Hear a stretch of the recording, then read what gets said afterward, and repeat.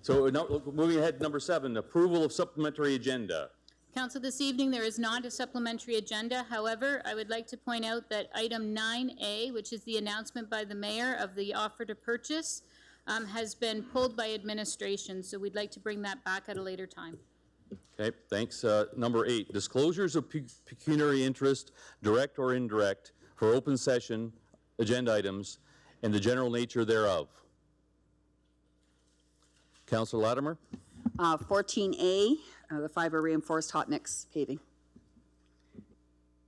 Okay, item 10, presentation. This evening, Council, we have a presentation by Laurie Marshall, President and CEO of Chatham-Kent Health Alliance, regarding Chatham-Kent Ontario Health Team. Welcome, Laurie.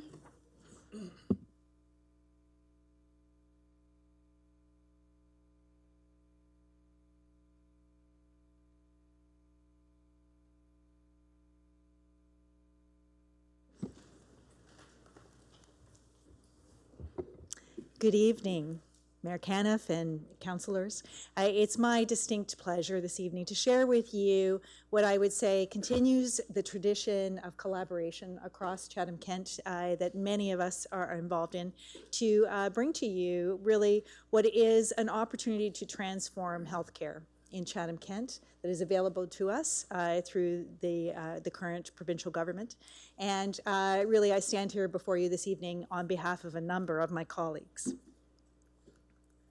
To begin with, what I would like to identify is that there is a whole group of us here this evening. I do want to acknowledge and perhaps ask them to stand as I call their name. Kelly Griffiths from the Tilbury District Family Health Team, Denise Waddick from the Thamesview Family Health Team, April Nelms from March of Dimes, Mindy Jenner from St. Andrews Retirement Residence, Rod Hetherington from EMS, and Brittany Watson from the Erie St. Clair Lynn. In addition to these individuals, you will see on the screen the number of organizations that are involved in the phase 1 of our proposal to create a Chatham-Kent Ontario Health Team. And I'll describe a little bit further about what phase 1 might be, but want you to really recognize that this is a community that works well together. I often say that Chatham-Kent is large enough that we have services here, that we have a community and a population size that matters when it comes to proposals like this, and we're small enough that we can be very relationship-based. So what we'd like to do this evening is provide for you an overview of what the Ontario Health Teams are and what it is that we're thinking of here in Chatham-Kent, what makes us a little bit unique, and how we would know that we could make a difference. And then we'll leave you with some thoughts with respect to how we can partner further with the municipality towards the creation of the Chatham-Kent Ontario Health Team.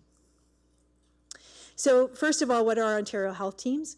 This is, as I mentioned, perhaps I would say the greatest and most significant transformation in healthcare in this province in certainly my 30-year career.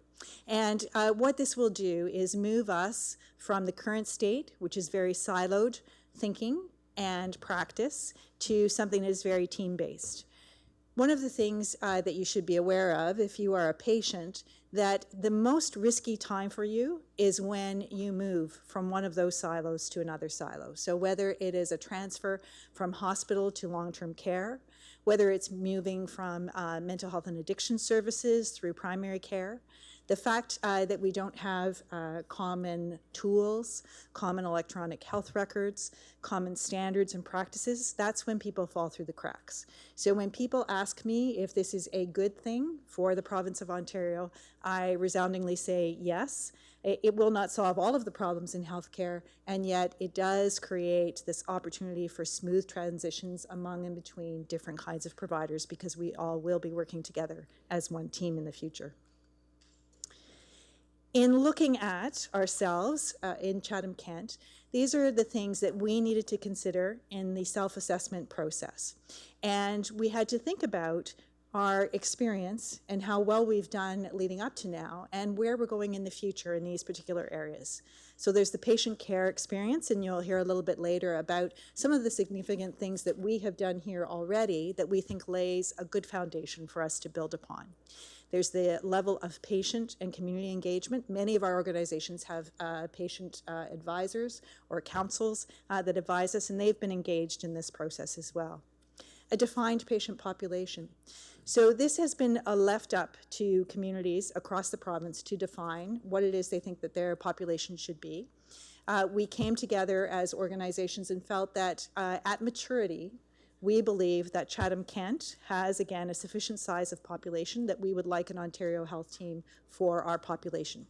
That doesn't mean that there won't be patients who will be served in places like London Health Sciences Centre or Windsor Regional Hospital, and that we'll have protocols for patients who move back and forth between and among the different Ontario Health teams. In-scope services in terms of the various organizations that you saw, and really what we're looking towards at maturity, that all services, all health services that are currently funded through the Local Health Integration Network would be in scope for this Ontario Health team. Leadership and accountability, it's really about how we're going to work together.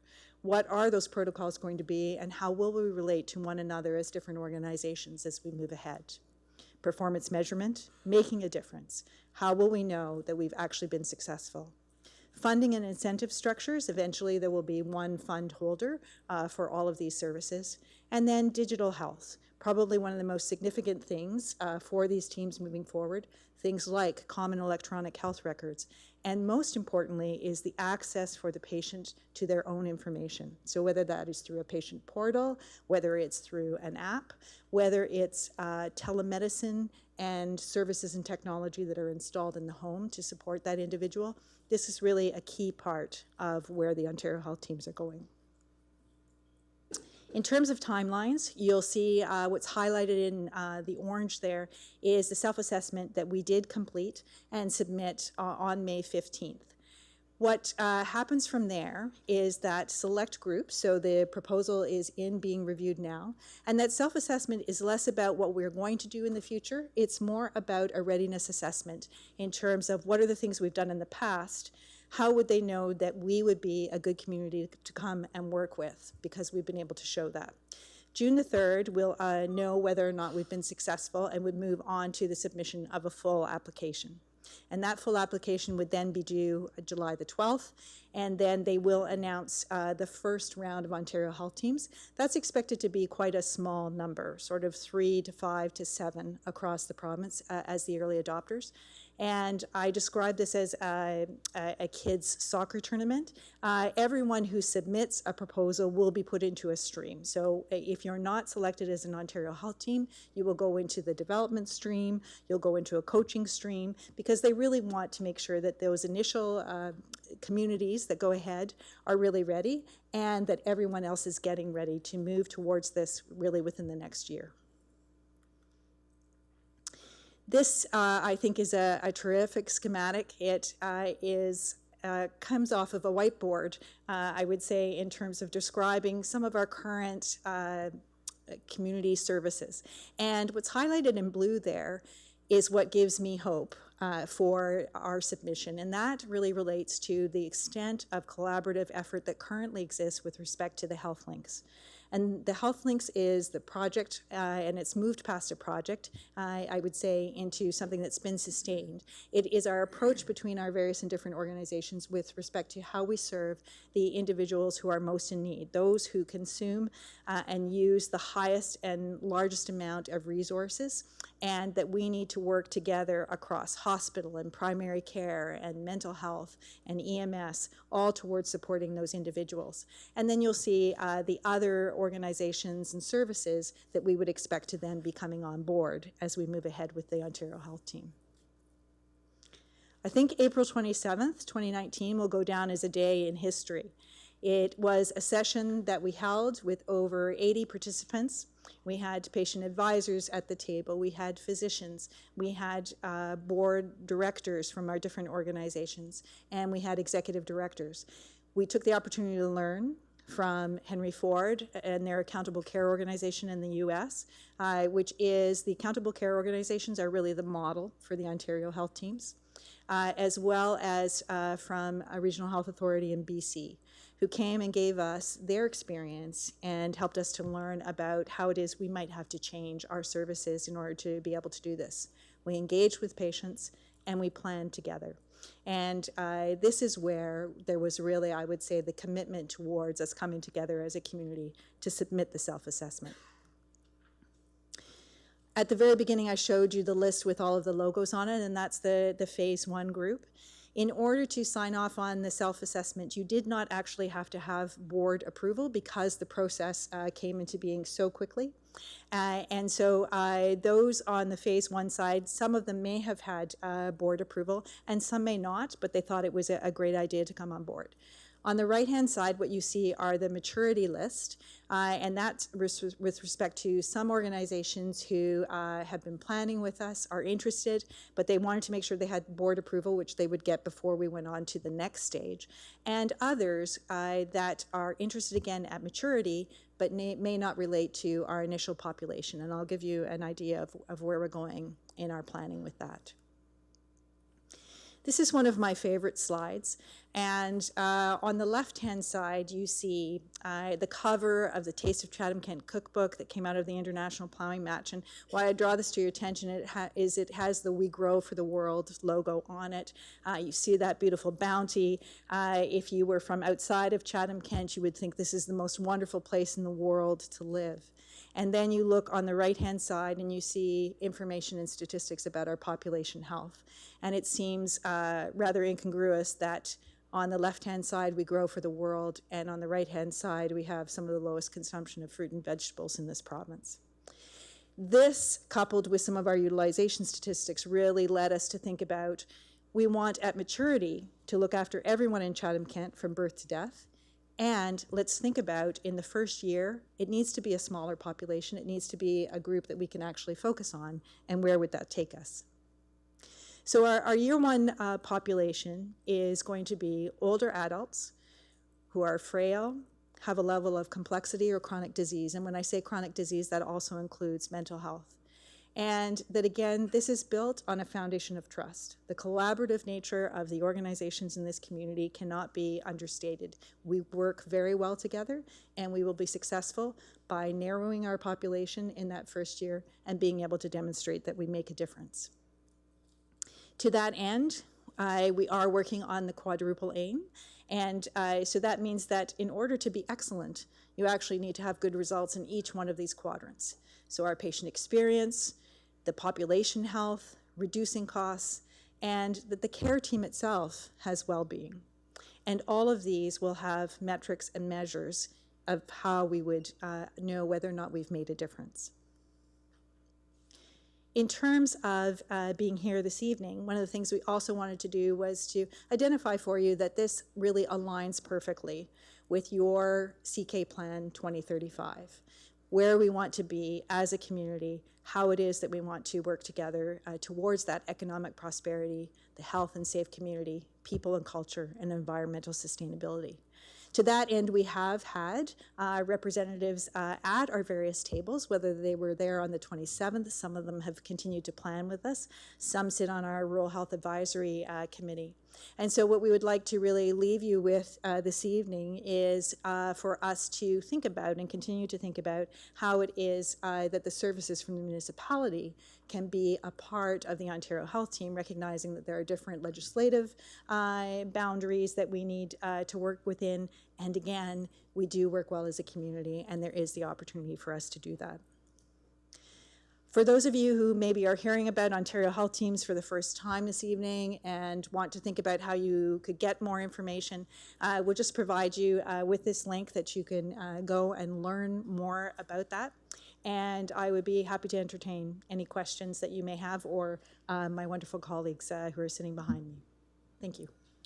Thank you. Any questions?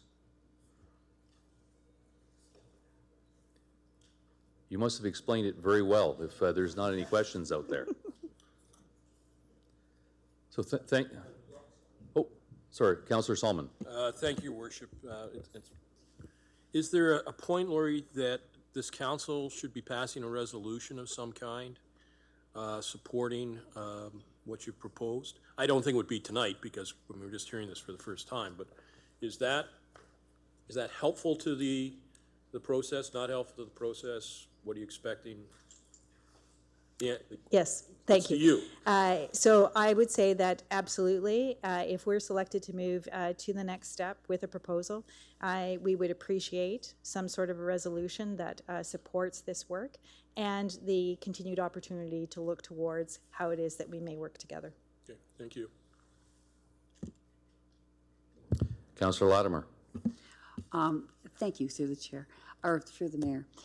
Thank you, Lori. I'm looking forward to hearing more about this. Working out in the community, and you know I am an occupational therapist, but even in one day today, there are 3 clients I visited, and they had another family health team member of a colleague of mine visit them a week ago, and looking at one problem, and then there was 3 others that we tackled today. So I see this as a way to really reduce duplication of service, and I'm agreeing with Councillor Solomon. We need you to tell us when you would like this resolution, when best it would be put forward, and what specifically you would like to see in that.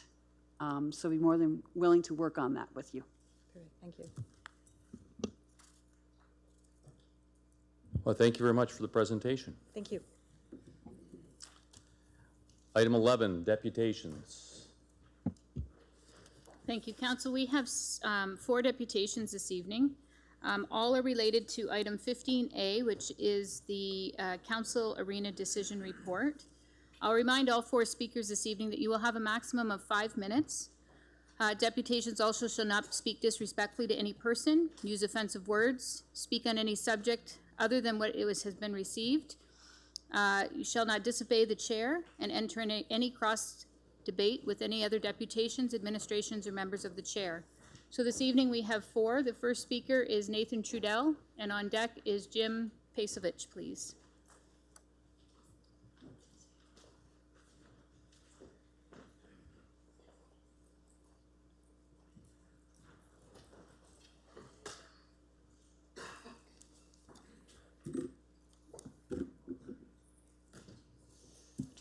All right, thank you, Mr. Mayor. Thank you, Council.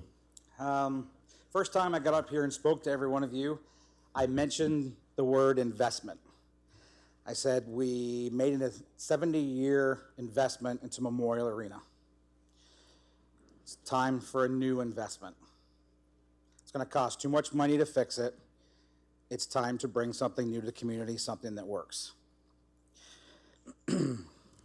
Administration just recently released their recommendations, and I just want council to know that had our group not discovered another report for an arena complex situation, we would have been stuck with this here, an old copy of the report that wasn't changed and wasn't proper. If everybody here would have gotten this, you would have gotten tons of misinformation, you would have got wrong numbers, and you would have had an even worse recommendation than you had got. But luckily, the 11th hour, I discovered this report from Spruce Grove, and I emailed it to every one of you on Friday. And I asked every one of you to read the first 12 pages, because it was very important. And if you went through those 12 pages, you would realize that this report right here is not the report for our city. It does nothing for us now. It does nothing for us in the future. But if you looked at that report, that the city paid a company, a third-party company, a lot of money to find out which option they should choose, I'm just confused at why their option is completely different than our option. They have half the population that we do. They already have arenas. They're just adding to them. None of this actually makes sense. Everything in this report contradicts almost everything in that report. So I'm hoping today that you will all understand that administration chose one path, and obviously there's a different path that we need to take. It makes no sense to replace the arenas with what we already have. If that's the case, then we just keep the arenas that we have. We spend the money to fix them up. That's kind of a weird thing to do, but it makes no sense to replace it with what the company that did the Spruce Grove report says is the worst option. They determined the worst option was to build a twin pad arena with 2,200 to 2,500 seats and a secondary pad. They obviously came to that determination for a reason. They don't have their hand in the honey pot. They're doing this for the greater good of that city. And what did they come up with? They came up with the answer for that city is to build a full entertainment and event center. They talk about Edmonton being 35 minutes down the road. 1 million people. They have an NHL hockey team. But yet they talk in that report about, sure, we may have to work a little harder, but we're still going to get the minimum amount of events that we need to make this work. Again, that contradicts everything the report says. Makes no sense to me on why this was given to you. But you know what? It's fine, because everybody in this room has a chance to think for themselves, to determine what they think is the right thing to do. The residents here voted at the last election. They chose to put you in charge to make the best decision moving forward. And for us, it's simple. This report from Spruce Grove only shows that everything that we've presented to you was fact. Everything we said, if you do this, this will happen. In that report, it says that will happen. It says if you build a twin pad arena, you're actually going backwards. It'll cost you more money. If you build an event center, it actually is cheaper to maintain and operate than it actually is to maintain and operate a basic twin pad arena. So why in God's name would we ever think of that being a good idea? It's crazy. But the most important thing of all is growth. We need to grow. People complain their taxes are too high, everything. There's nothing to do here. Just going to give you one number. And it's been figured out by this company, and I did the math, and I worked it out for our community. And that number is $274 million. That's how much money would be pumped back into our economy if we were to build a sports entertainment center here. If you do anything else, you don't get any of that. You get nothing. You're actually just losing money. You're just going to continue to do that. So I hope everybody understands exactly what I'm saying. And I know time's up. I just want to mention one thing quickly. There is one person absent here today. And this is one mega important decision to make. My recommendation is to put this off for either 2 weeks or 4 weeks at the next council meeting so that every single person that was elected by our taxpayers gets to vote in this decision because it's that big. Thank you. Next speaker is Jim Pasevich. On deck is Bill Parks.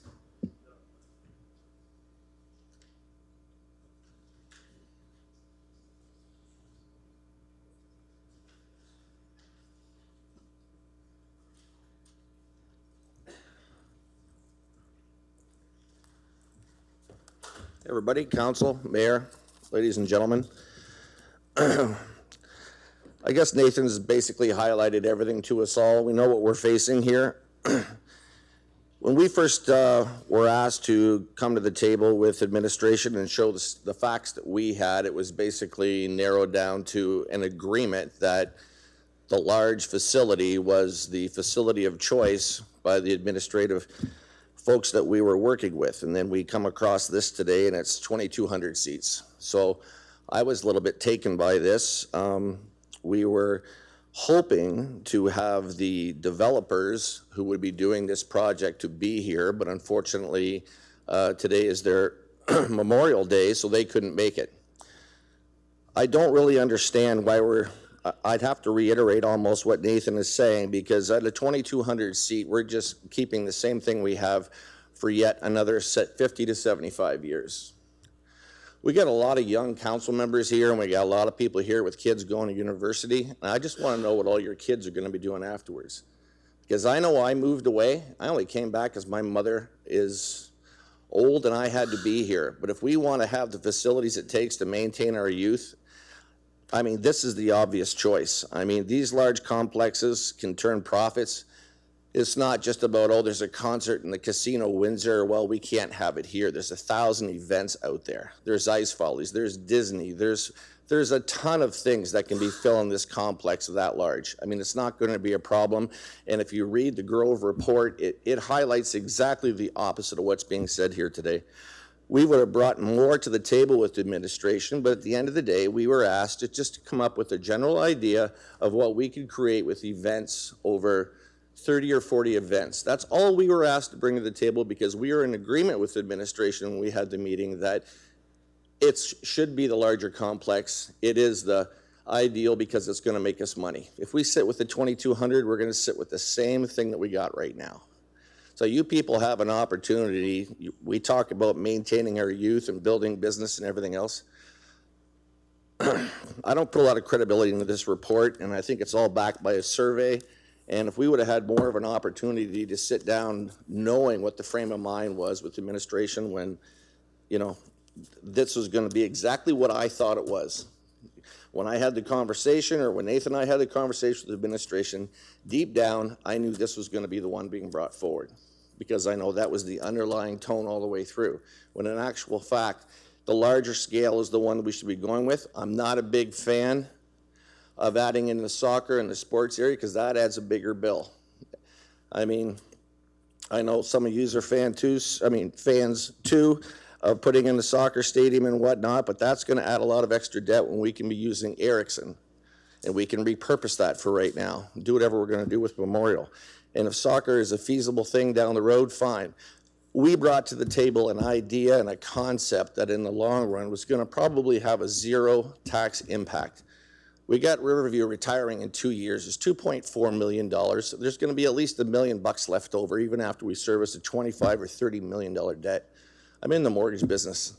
This is easy peasy. If we get the kind of money we want with the grant, we get the facilities we want. These developers coming, if they have the opportunity to come here, they're just not going to remediate lands, or if we choose to acquire or expropriate land, whatever we've got to do to make this happen, at the end of the day, we're going to have a chunk of land. The developers are going to come in and not only build us what we want, there's going to be an extra chunk of land that they're going to come in and potentially invest almost $500 million into our community.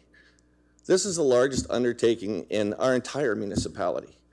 Would this work in one of the outlying communities? No. Demographically speaking, it doesn't work. The economic impact that it's going to have on our whole community is crazy. I mean, just take a look at the amount of people. I see a lot of folks at all the concerts, be it in Toronto. I worked at the Air Canada Centre. I saw a lot of Chathamites there. But zero it down to London and Windsor and how much they spend. If they're spending that money locally, that means they're going to go home at night, they're going to order more groceries because they went through. Everybody prospers from this. If we have the larger complex and we actually take a look at building it, and I don't know, I'm not in a big agreement with adding in the soccer element, because I think that's a huge expense, because how many times is it really going to get used? Try Erickson. Let's just go with the larger 4,500 complex, and then we can see what happens down the road. There's lots of area there to add on afterwards. So I'm not in agreement with what administration has to say here. This is what we thought from the beginning. What we brought to the table was a larger complex. I've got 18 intelligent people here, and I think your combined knowledge far exceeds what you were presented today. Read the Grove report. It makes a lot of sense. Thanks for your time. Thank you. Mr. Bill Parks. On deck is Randy Hope.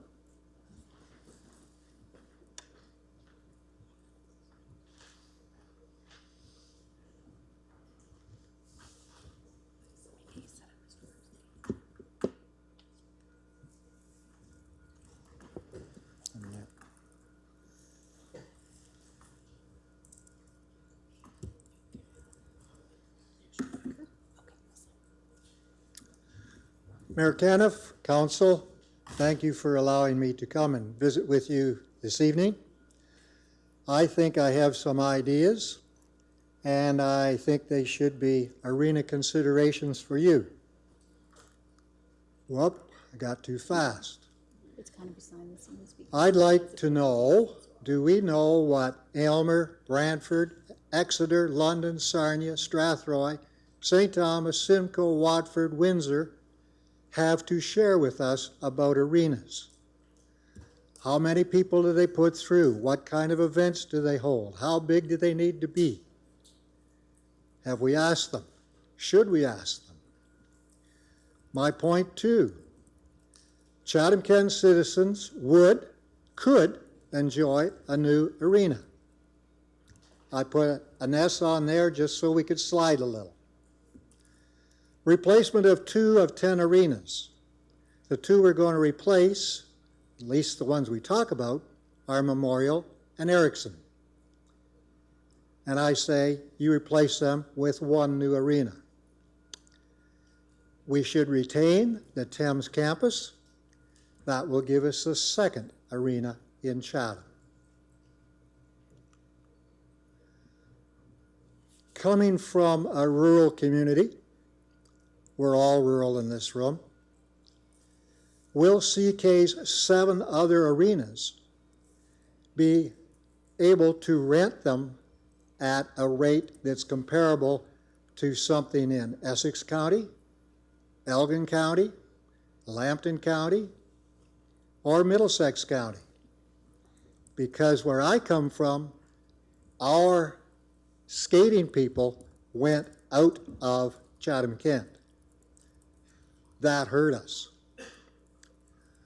Using numbers that you folks presented here some time ago, our utilization in 2018 of our current 10 arenas, Bothwell was the lowest at 23%. Thames Campus was the highest at 57%. I think both of those numbers are shameful. You gave a presentation or presented the Bothwell people with a pat on the back for their improvement. Now, I think you scared the hell out of the Bothwell people, and that's fine. They got together and they worked at it. So my 5th point is, how can Chatham-Kent make better use of our arenas? We talk about being healthy. We talk about exercise. Arenas are places where you can get exercise. What are we doing to encourage that? I challenge you to think of that. 2017 annual costs for our 10 arenas. Our numbers, $4.6 million. 2017 income from 10 arenas, $2,700,000. We, our community, subsidized our 10 arenas by almost $2 million. Now, the new arena. I guess I'm out of touch with you gentlemen over there. I'm still working on 4,000 seats. We can let that slide around or whatever. But what sort of a subsidy are we prepared to face on that? Might it be another $4 million that we'll have to subsidize to run a new 4,000-seat arena? Will this arena cost us $60 million? And I say, forget a new 200-seat arena. Maybe you guys and I agree. Imagine that. I want to know, will CK own it? I've heard various propositions that people will come in and invest in our community. I like to have control of things that I want to work with. I do that at a blueberry farm. I did that at Pioneer Hybrid. I was in control. We need to be in control. Now, just to muddy the water, where should the arena be? In downtown Chatham, parking can be a problem. Should it be north? Should it be south? Should it be east? Should it be west? I don't know, but we got to figure it out. I would suggest to you that farmland could be more economical to build on than an old industrial site. What do I know? Not a hell of a lot, but you don't have a bunch of crap out there in the farmland. Our federal government is facing an election. Mr. Parks, that's time. I need another minute. We'll likely support CK Arenas. That's good. The provincial government got elected to reduce costs, to save taxpayer dollars. Point 13, 73% support from government could be a stretch. And the last point I'd like to ask Council, has Council worked out an economically sound financial plan as demanded by taxpayers? When we go to do things in our communities, You demand that of us. I want to demand it of you. Thank you for your time. I hope I've been helpful. Last speaker for the evening is Mr. Randy Hope.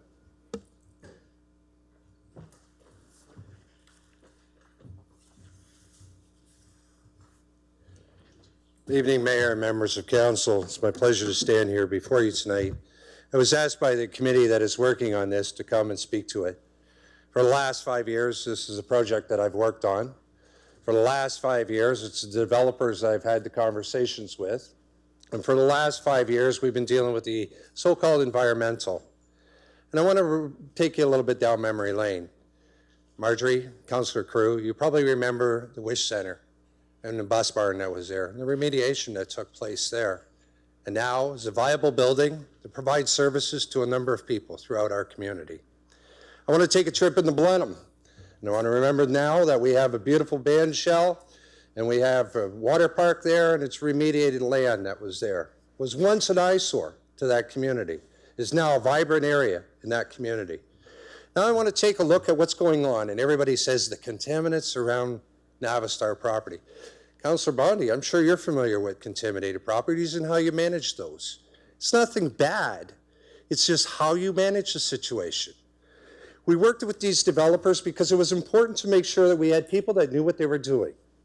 Because I know when government sends out a contract, we're taking to the cleaners because we're not environmental experts. But when you deal with companies as a third-party analysis, working with you to make a project a reality, 86 acres. Now, Bill Parks talks about 86 acres of agricultural land. I'm glad I'm not going before the municipal board. But let me tell you, 86 acres of industrial land that sits in the prime area of our community needs to be redeveloped. Across the street, an investment this council made with the Convention Conference Center, a hotel, a casino now, right in that area. Wouldn't it be great to have an arena? You know, you read about Amtrak looking at making sure that Amtrak can start providing services to Toronto now. Wouldn't it be great just from the old train station to a new one that's vibrant, one that's connected to a transportation hub? You know, we talk about retention and we talk about bringing people to this community. What's so important is to make sure that we have amenities that people will enjoy. Sometimes we got to put the fear in ourselves. We heard about the Bothwell scenario. Well, yeah. We had to say, use it. We did the same thing in Wallsburg when we talked about the pool. Use it. And people start to realize that we start using these things that are viable. You know, we talked about, we never moved the movie theater from downtown.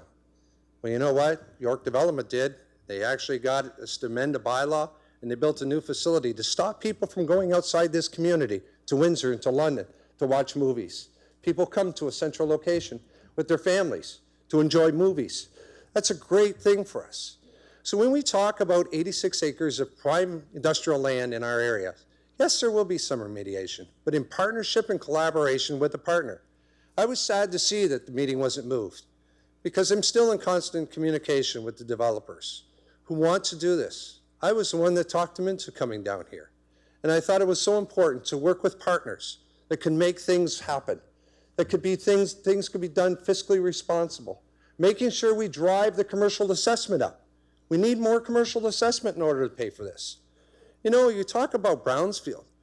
What do you think we did with Riverview Gardens when we built it? Now, it's a beacon of retirement areas that people want to come to.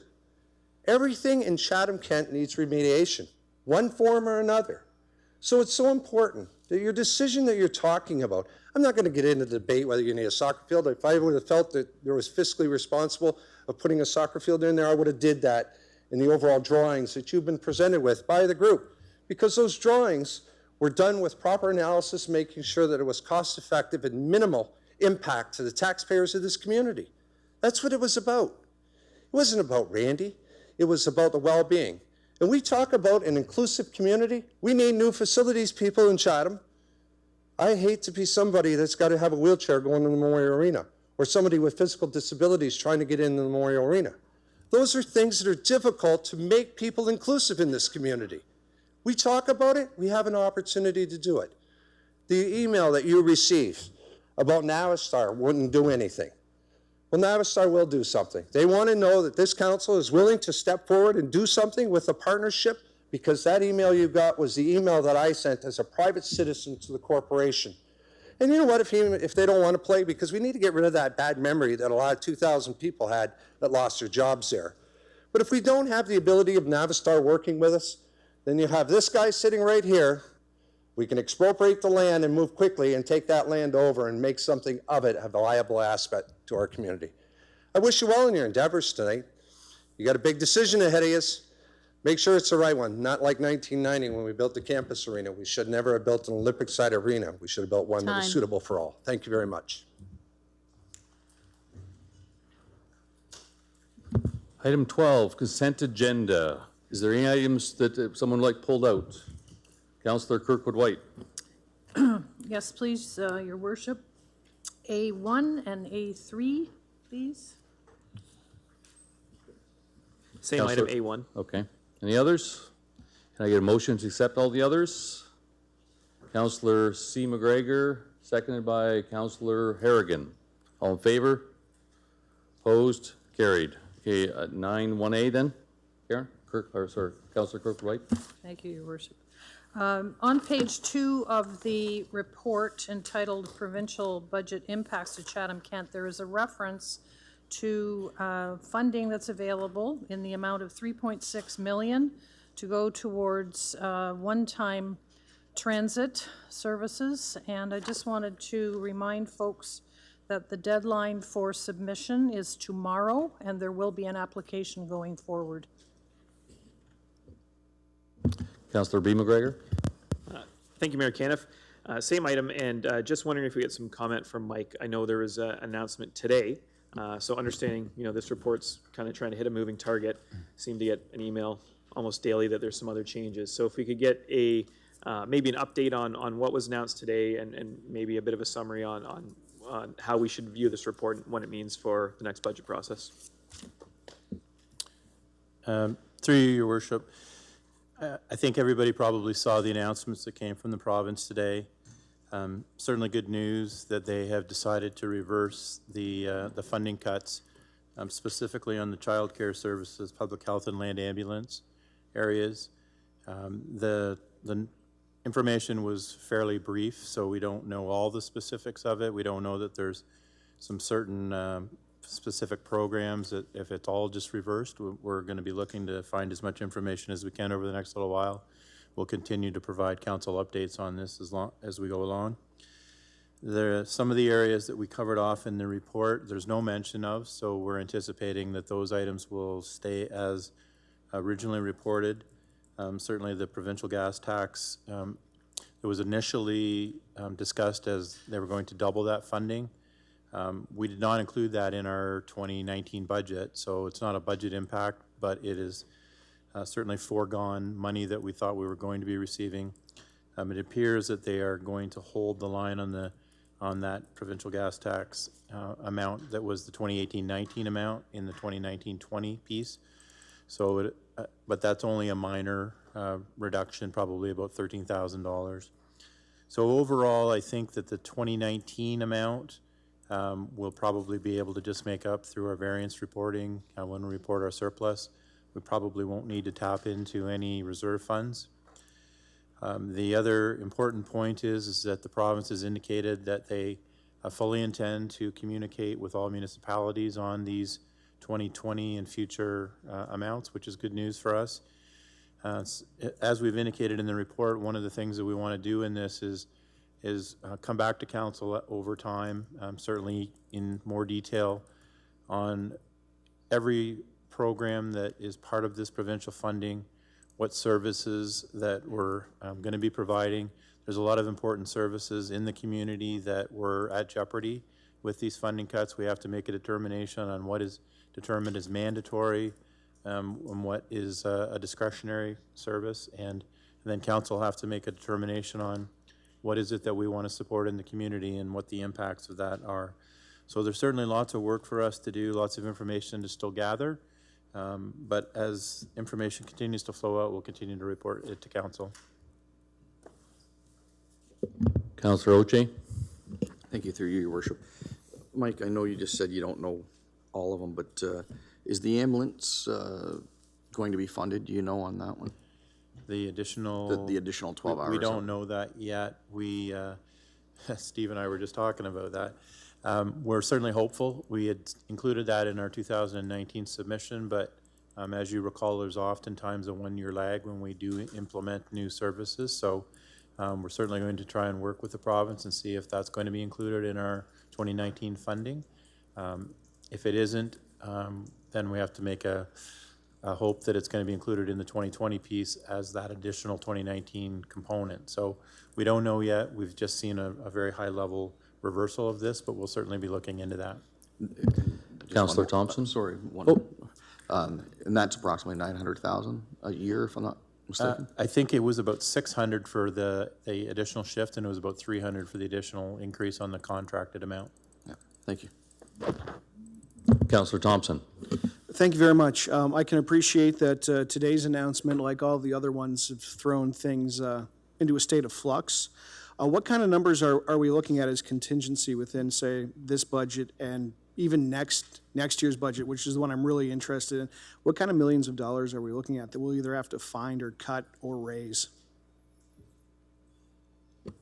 So that's a difficult question because I'm sure of the fact that we don't know what services are going to be deemed mandatory. We don't know if there's going to be some mitigation funding. I know that April and her team have done a lot of discussions on a lot of these programs. Certainly to maintain the status quo, we might be talking a couple of $1 million. And then council's going to have to make determinations, do they want to maintain the same services? So it's a difficult thing to quantify at the moment, and we're certainly going to work closely with April's team and discuss with the province to try and make sure we can bring the best recommendations to council on what it is that services we want to continue in the community. Okay, so going ahead into budget 2020, what kind of numbers are you using, and how is the budget process working right now? Because I imagine you're starting that process, are you not? So the first steps that we're going to be doing is coming back with you as council to work on your strategic objectives. Then we'll be doing business plans based on those objectives. Then we'll be starting the budget process. So the budget process itself doesn't actually start probably till about close to the end of August. So we're hopeful to gather as much information as we can over the next 3 months and then start trying to craft that into a budget. We'll bring forward reports probably throughout the fall to sort of help council provide us with a direction on what they actually want to see in the 2020 budget. Okay, I wish you and Mr. Quinton the best of luck. Seeing no other questions, Councillor Kirkwood-White, can I get a motion to accept? Are you referring to the third item?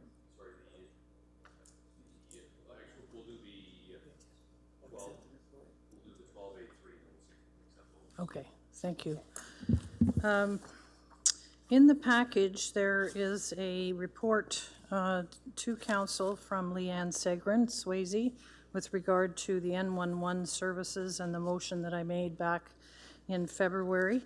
And I would like to, in view of the research that has been undertaken by the Customer Services Department, which has determined that Chatham-Kent is highly equipped in terms of call center processes, infrastructure, and training to implement the 311 number, that nothing would change in terms of the actual services provided by our customer service team because the customer would call 311, which is simply forwarded to 519-360-1998 and directly routed to the customer service team. That 311 would not replace 519-360-1998, but rather offer an additional easy-to-remember option for customers to contact the municipality without having to search for the telephone number.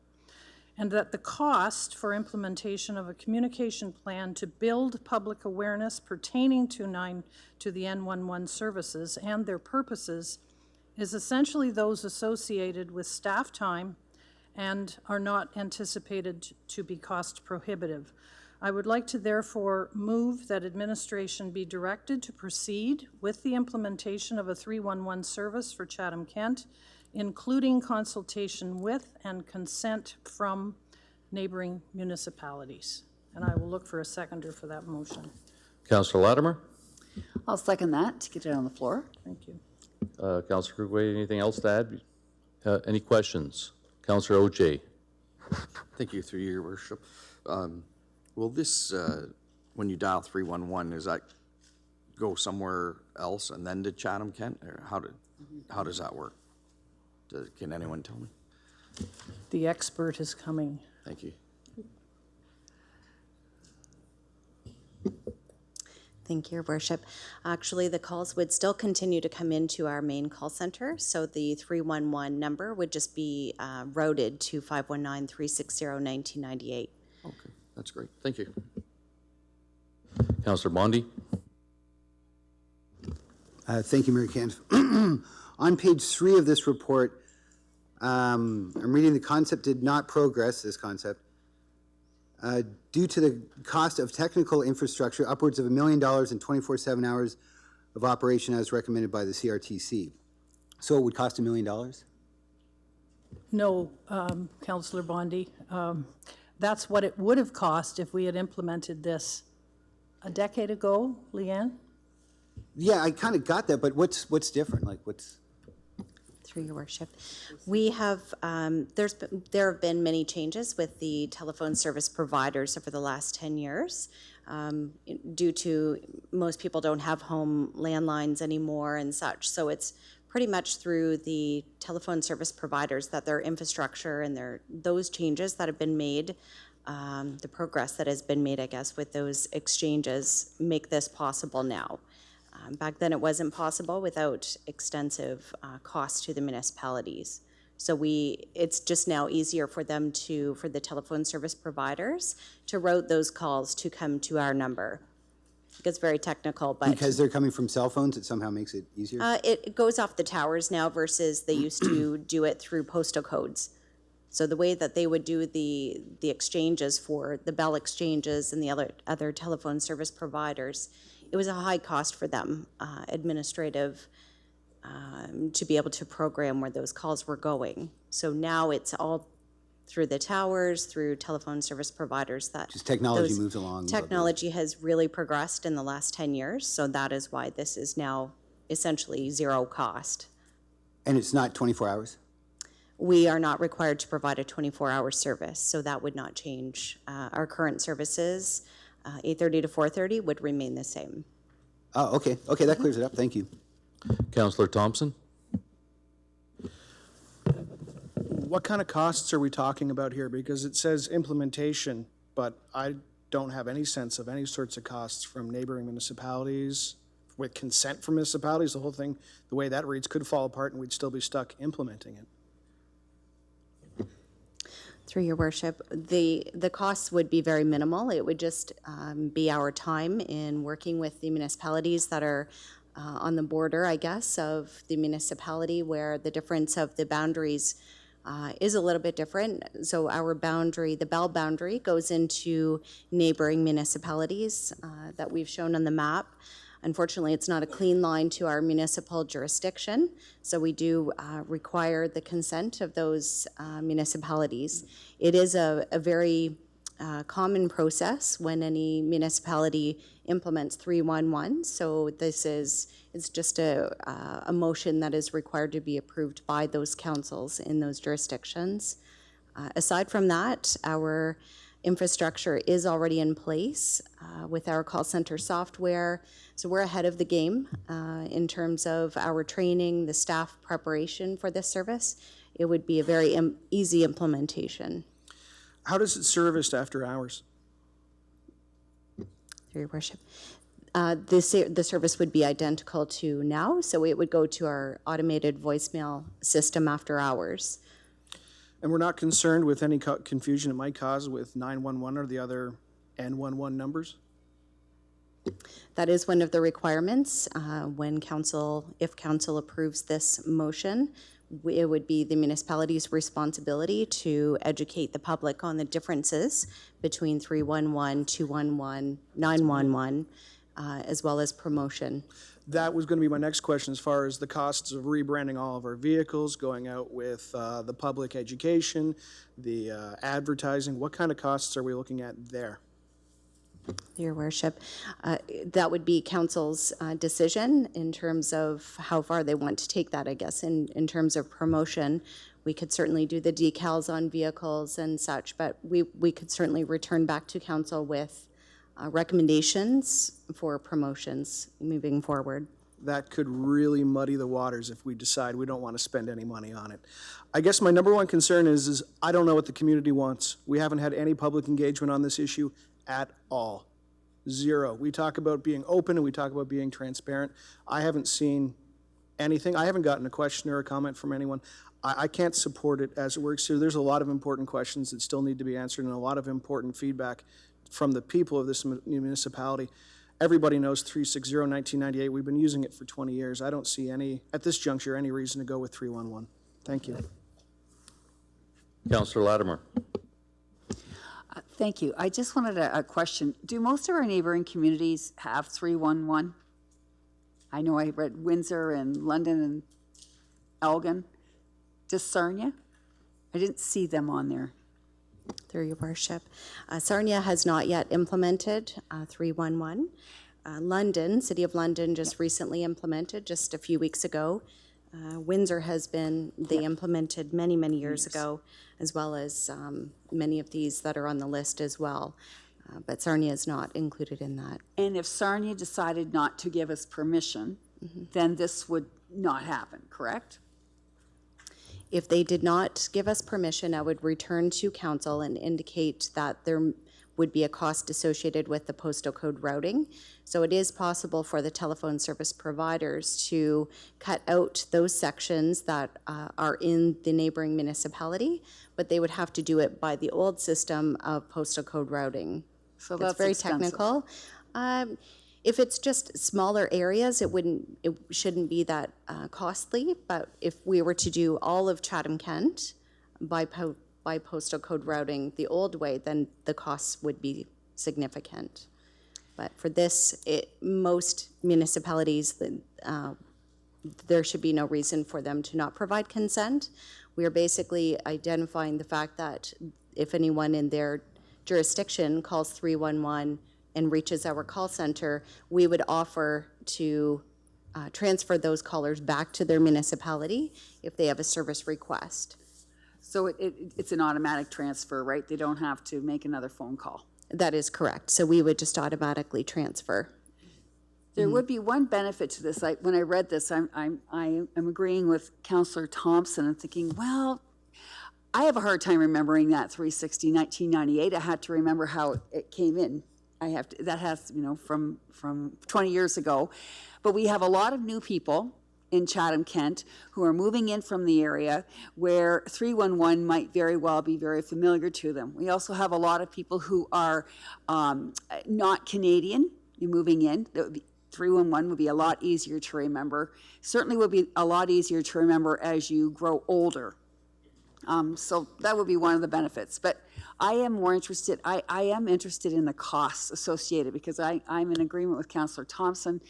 I don't know what those are with regard to branding and the promotion end of it. So I would be, that's the part here I'm having difficulty with as well. Mr. Mayor, if I could just help on that one as well. So one of the great things that we have available to us is social media. So we will be using all of our social media tools that we already have for the promotion and branding of that. As well, there are, with some regularity, Leanne's customer service team does do some renewal of other resources that we put out by way of marketing. And so as those things get renewed, we can easily just add lines to them about the 311 piece. So the cost really is quite negligible for any type of marketing. We don't actually have 1998 on any of our customer service sorts of vehicles or anything right now as it is in that way. So, but again, those kinds of branding things are fairly easy to do, and that cost will be quite negligible. So it really just will be some staff time to finish the implementation. And as Leanne already pointed out, we're already completely resourced to handle that. It's not anything that's an imposing bit of time to put in place, because years ago we already put the infrastructure in place when other municipalities didn't have a call center in the same way that we do. That was one of the reasons why they went to 311 resources and operations. Well, we already have the infrastructure in place. We essentially already have a 311 operating. We just haven't used the number 311 for the reasons historically that were so expensive. So the cost really is quite negligible. A handful of staff hours and very little on the marketing side to meet our requirements. Councillor Sakachi? So my comments just got really, really short, thanks to Councillor Thompson and Ms. Hoffman. But the one thing I wanted to say is that I think asking us to make a decision based on something that doesn't have numbers and a dollar sign is not beneficial to anybody in the community. That being said, I greatly respect Ms. Hoffman's, her statement, but I think to create an action plan and implement something based on no knowledge of cost is just a very, we're not making an educated decision. So I will not support something with no dollars and cents attributed to it. And that's just, thanks, Trevor, to Councillor Thompson, and for Kathy for the clarification, but I think it needs to have dollar signs beside it, or else it just doesn't make much sense. Councillor Harrigan? Thank you. I just want to follow up on some of the comments and maybe swing this conversation into the other direction. I think when the report says, and the comments from staff are said that costs are going to be negligible, that's saying, a handful of dollars. So I wanted to just comment that, truthfully, I don't think everyone knows 360 or 1998, and sometimes I struggle remembering the CK info or info CK when I'm trying to tell people how to assign a work order, and to be able to share, even just as counselors, hey, call 311, and we know that directs them to the very capable customer service center, is, I think, a step forward. I don't see this as changing service offerings. I see this as enhancing what currently is taking place. So we don't really need to consult community members, because if there are community members in this case that still want to use 360 or 1998, they can continue to do that and get that same level of service. And this just offers another more accessible, easier number to remember. It's that auto forward from one to another. And in the report, there was a comment about misdirected 911 calls, and I think it averaged at 7 per year, which is a very low number, 23 misdirected calls over 3 years. So I think, generally speaking, people have a really strong grasp of when to use the N11 numbers. So I don't envision a huge, grandiose marketing campaign for this. And Kathy, I appreciated your comments about just simply when we are recycling or upgrading current materials, with the limited printing that we would do in today's digital age, we could be leveraging things like social media and our own websites to advertise this. So I really do think that the reason the costs aren't there to my fellow councilors is because there aren't many significant costs associated with this change. So I'll be supporting it for that reason. Councillor McGrail? Thank you, Mayor Caniff. So my only thoughts right now is those fringe areas and how confusing that's going to be for a senior or for somebody that's new, and calling and then getting a different community.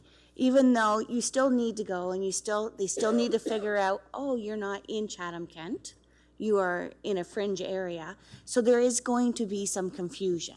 So that's a thought in my head that even though you can automatically transfer them over, but I'm sure some of them are going to be like, okay, what's going on here? And I don't know the specifics and how much fringe areas we do have, but that does come to mind.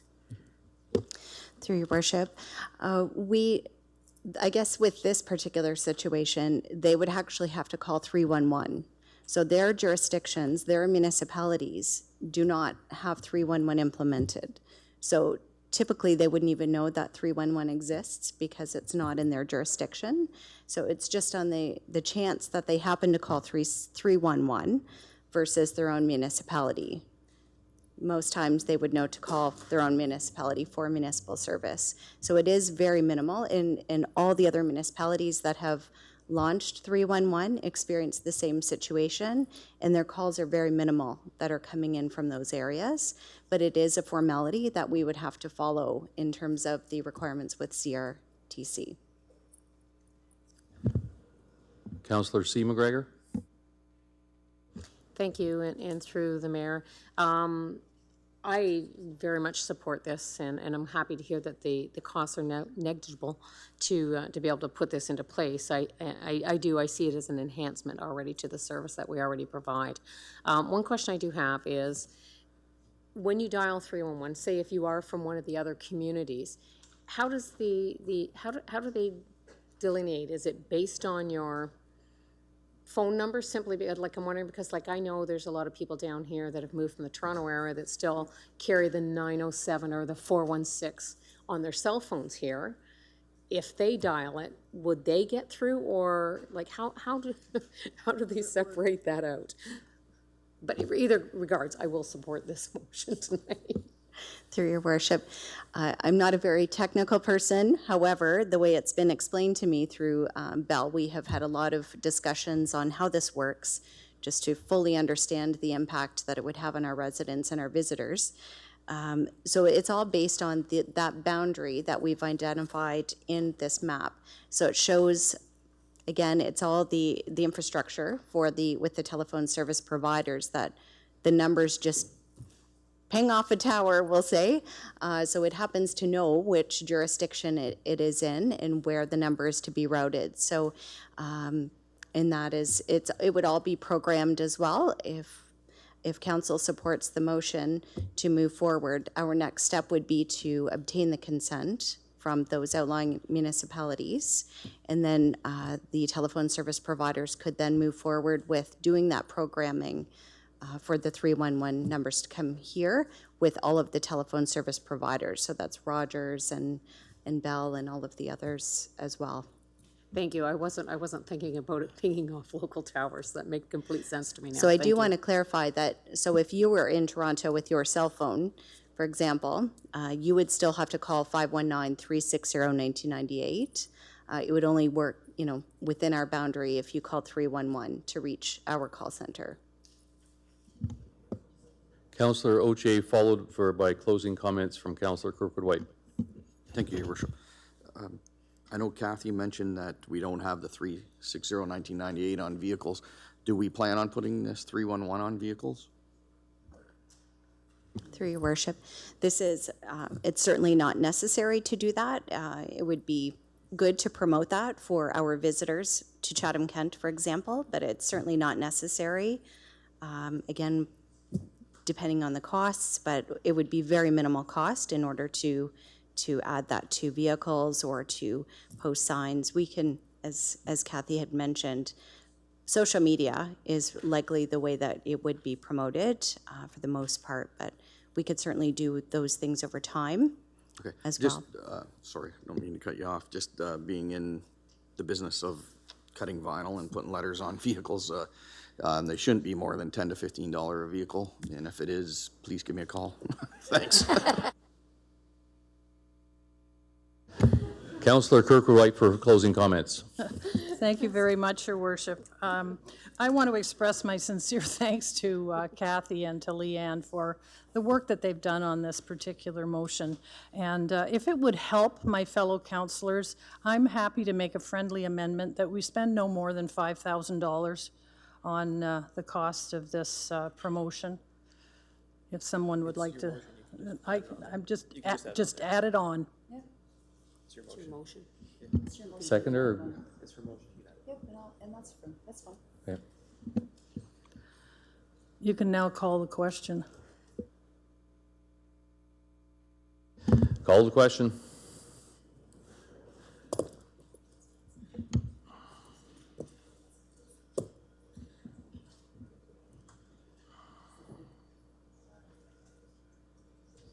All votes are in. Motion passes 14-3. Okay, and Councillor Kirkwood-White, can we get a motion to accept 12A1, please? So moved. Seconded by Councillor B. McGregor. All in favor? Opposed? Carried. Item 13, notices of motion. Councillor Oche. Thank you, Your Worship. I, Councillor Mark Oche, hereby provide notice that I'll bring forward the following motion at the June 10th, 2019 council meeting for discussion and voting, that Chatham-Kent puts for sale 2 lakefront properties, whereas we own 4388 Talbot Trail, and whereas we own an old waterwork facility on Talbot Trail just east of Dealtown, whereas the PUC is paying taxes on this property. The property should be sold as is with no chance to build due to the Lower Thames Valley Conservation Authority bylaws. Thank you. Councillor Scacchi. I, Councillor Anthony Sakachi, hereby provide notice that I'll bring the following motion at the June 10th, 2019 council meeting for discussion and voting. Whereas council approved the property known as 75 Dell Street, Wallsburg, to be surplus to the municipal needs and placed on Chatham-Kent Web Surplus Registry and offered for sale in accordance with the municipal policy as described in bylaw 39-2019. And whereas the same property was offered to Habitat for Humanity for consideration of a potential future build site, but they have indicated the ideal build sites are within an urban boundary. And whereas council approved to vest the same property into the name of the corporation and the municipality of Chatham-Kent. Therefore, be it resolved, after further consideration, I move that council will not vest the property at 75 Dell Street, Wallsburg, and write the taxes down to the cancellation price of $2,500 and put the property back up for sale at a tax as soon as possible. It is recognized that a 2/3 vote to be reconsidered for this motion must be obtained before this motion can be voted on. Thank you. Item 14, tender awards. Oh. Councillor Thompson. Now, similarly, and I'm unfortunately, Mr. Mayor, I've been working on this up until 2 minutes ago. I'm going to bring forward a motion at this moment, and I need 2/3 in conversation with the clerk and whatnot, okay? I'll just explain. So Councillor Thompson would like to bring this forward this evening and waive the notice requirement, and according to procedural bylaws, section 2C, it says in order to suspend the rules for introducing a motion without standard notice, a 2/3 vote is required. So before, we would require that. Okay, so go ahead. You got the floor. So do I give the motion then? Otherwise, we don't know what we're voting on, or how does it work? Okay. We got to hear it first, but yeah. Okay.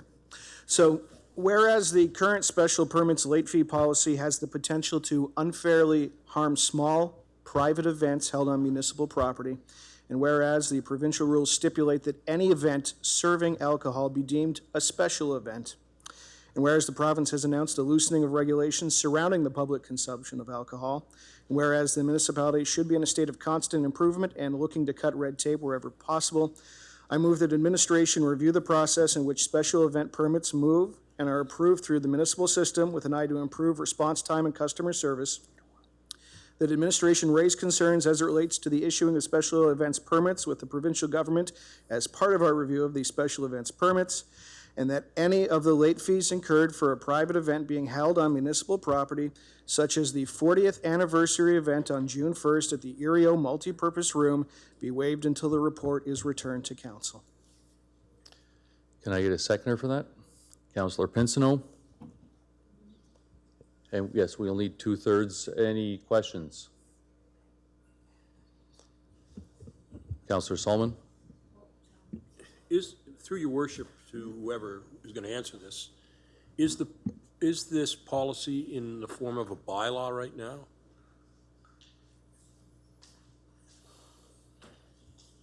Mr. Norton? Mr. Mayor, I was about to address the 2/3 question, not necessarily the councilor's question. If the councilor's question is about a $150 fee, yes, it's in a bylaw currently, yes. So then my next question is, can we actually do what's being requested without repealing or amending the bylaw? Mr. Mayor, I think council has the authority to do what's being requested, yes. But we have to amend the bylaw. We Yes, can't just Mr. have Mayor. a temporary policy. Yes. That's what I'm trying to understand. So, Mr. Mayor, I think council can do that. My biggest concern, actually, I've spoken with Councillor Thompson about this, is that we're going to do this without notice to the public. Normally in a notice of motion, as we heard others tonight, we give the public some time to know about it and give feedback and comment. My understanding is that the motion's asking for a report from administration.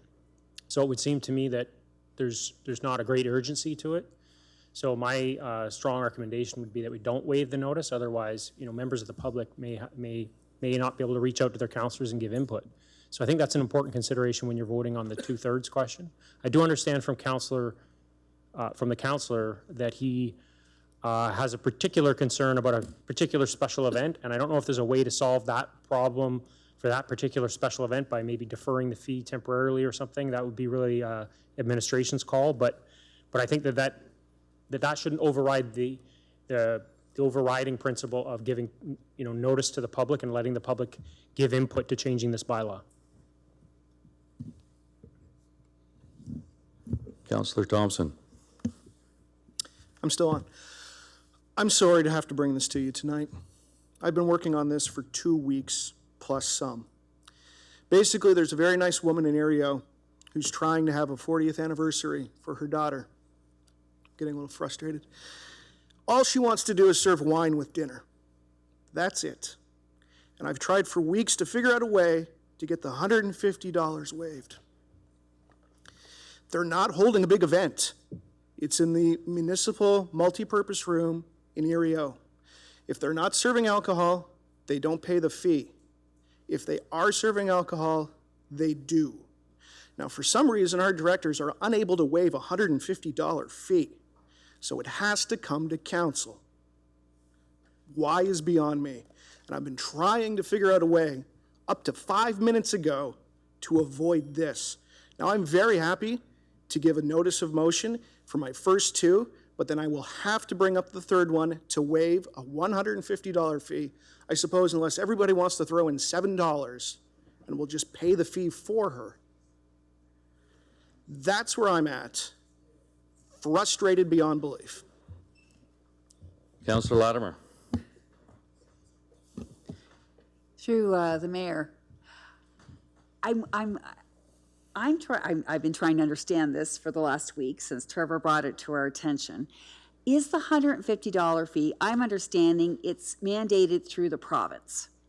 Is that incorrect or correct? I don't know.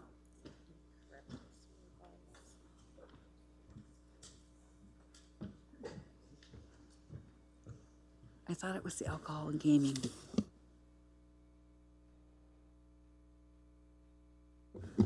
Through Mayor Caniff, the $150 fee was a late fee approved by council for special event applications that came in within 6 weeks of the event. I thought she wrote it was through the Alcohol and Gaming Commission. What happens is if there's an event in an unlicensed facility that has alcohol, that triggers a special event permit required by the Alcohol and Gaming Commission. We can't control that. It's two separate things there. All right. So the mandatory part of it is it triggers a special event permit. Correct. The money attached to that is what we put into it. Correct. I wish someone would have explained that to me when I asked about that. I'm sorry, I thought I had. Yeah, apology taken. I'll take part responsibility. All right, Councillor Scotchy, if you have something to add about the 2/3, we're going to vote on that first, and then we'll go from there. Mr. Shropshire? Councillor Thompson had talked to me about this over the past week or so. Administration will not arbitrarily waive any direction set by council on a bylaw. We don't feel that's our prerogative to do that. We take direction from council. If it would help the situation here with council's blessing, I'd be happy to work on this specific fee for the one lady's special occasions permit and make that go away and go back and do the other piece of the agenda. But the reality is we're not going to do that unilaterally with, if it's a bylaw from council, this is the decision-making body. Respect. So we just need council's direction to do the, if I get a blessing to waive the fee, I'll take care of that. That goes away and we can go ahead and with the rest of the motion, which I think is also legitimate, but not as time Respectfully, sensitive. that's all I want. Okay, so Councillor Thompson, are we willing to amend what you're talking about, just to waive the 150 and have them look at, have them look at the bylaw for future reference? See, Something hang on. along that line? Now I'm just a little confused. because I think I'm getting everything I want, but I'm not understanding the process. So how do you want to work it? So you would make the motion, correct me if I'm wrong. You make the motion, seconder, then we vote to say 2/3 whether we're willing to accept the early timeline, and then we waive the- vote on it. For this particular event, see? Sorry, go ahead. Then So I can bring just it to back clarify, notice. are you proposing that your number 1 and number 2 would be a notice of motion? And we'll Yes. vote on that on June 10th? And then your number 3 would be something brought forward and would require a 2/3 vote to waive standard notice and vote on it this evening? Yes. What she said, what the clerk said. Yes, absolutely. So very happy to move 1 and 2 to the next council meeting. All right, so we'll just put up number 3 then, effectively waiving the fee of $150. Yes. Yes. So is by voting 2/3 to waive that, do we have to do another vote? All right. So while we're putting that up, Councillor Sakachi? I guess I just need clarification. Are we talking about just waiving this specific event only? Is that the only event we're talking about, is just this event? And then, So, Your Worship, there are a number of other people that have actually, over the past couple of weeks, also applied for a similar fee. They've been charged similar amounts. What I understand you're trying to do is as Councillor Thompson's raised this, you need some additional study to come back and deal with this issue. We've been applying the bylaw that council has approved, and that's how this has happened. I understand there's some sensitivity around this one issue. Understand if you give us some direction until we get the report back to you, that you want us to treat the fees differently, I can do that, but it may not be just one person. There could be 4 or 5 people that have applications in, and if council's prepared to waive that revenue, then whatever, then we'll just deal with that. We'll find a solution so you don't have to talk about it anymore tonight. But the reality is, it's not just one family. There are a number of people that go through, and we better make sure that we're treating people equitably, or you'll have more complaints coming back to you, and that's really the intent that we're trying to deal with. So yeah, I'm prepared to let my 3 stand if I can get the 2/3. all right, we'll put a vote to see if we're looking for 2/3 to move this motion. Put it to vote.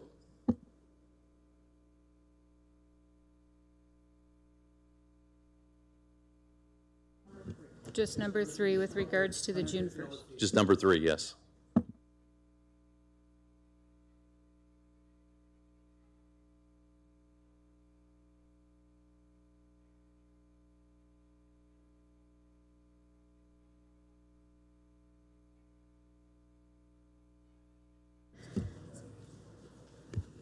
Meredith, if they're finished voting, could you please put it up? My computer is locked.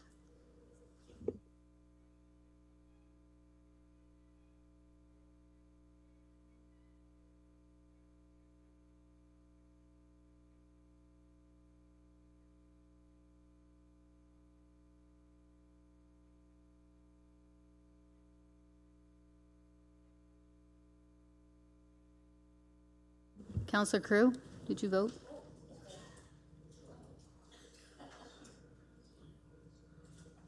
All votes are in. Motion passes 17-0, so we can now vote on the 3rd recommendation of Councillor Thompson. Okay, can we get that up there?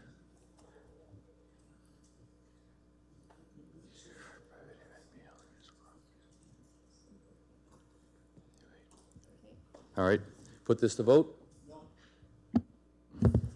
I've got a question with. Councillor on the Solomon? motion. Yeah. Did it be waived until the report is returned to council?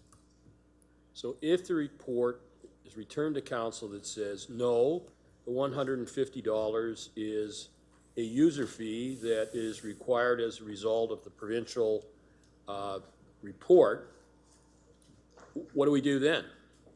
Go out and say, no, it was waived only temporarily till the report came back. The report says it's an actual user fee because we've got time and effort that's spent on doing this.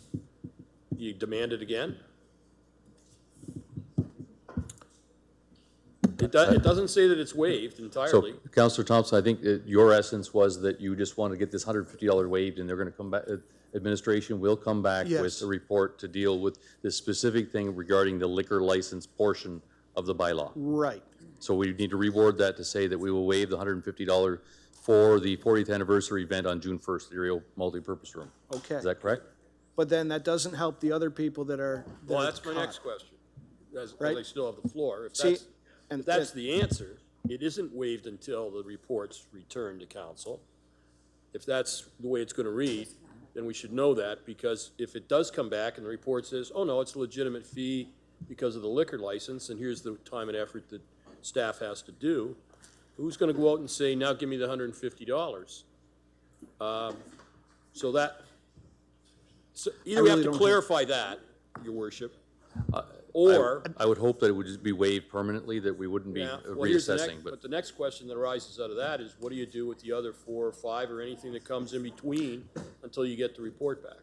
yes, I'm going to try and clarify here that this 150 relates specific to the liquor license.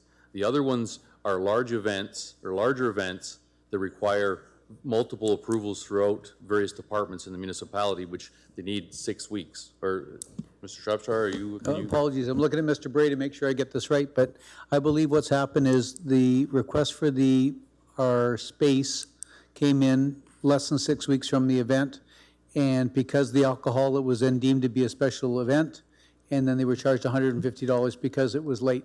If someone came in and said, next year, we're gonna have a special event, they would not be charged a late fee, even though they were serving alcohol. The special occasions permit is something quite separate.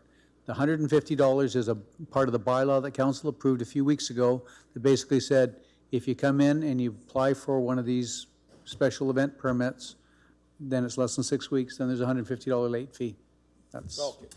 Well, thank you, Your Worship. That answer clarifies things, so I feel much more comfortable voting now I've heard that.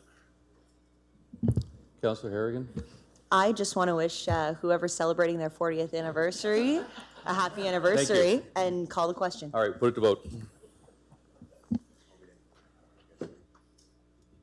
So now we don't have to worry about all those other people. All votes are in. Motion passes 17-0. All right, we'll try 14 again, tender awards.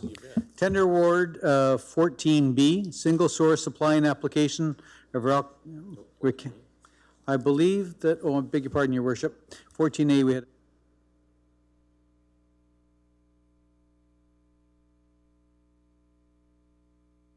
Forest hot mix paving. Councillor Oche. Yes, I'd like to move the, all 3 recommendations. Councillor Crew. I'll second that. Any questions? Councillor Councillor Oche.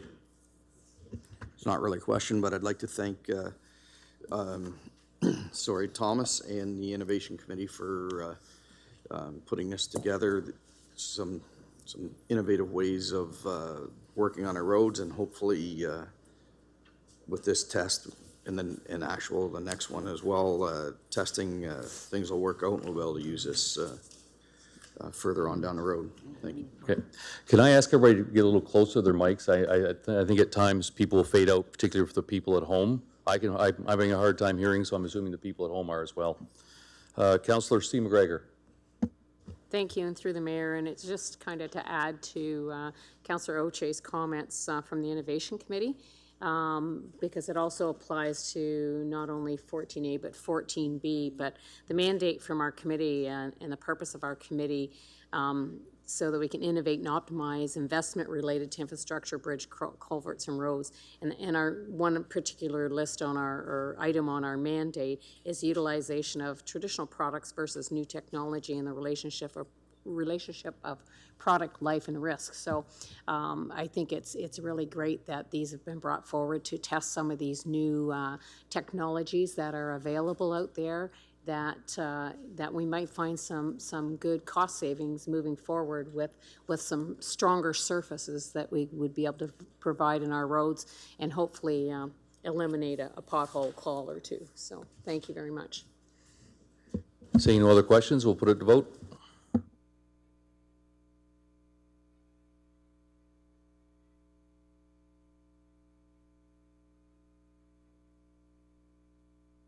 All votes are in. Motion passes 15-0. 14B, single source supply and application of roclamite preservative seal.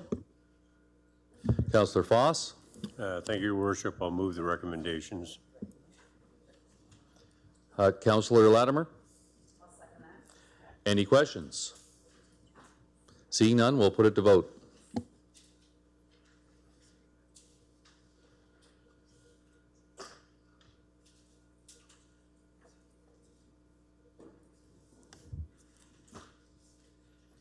Counselor Sakachi?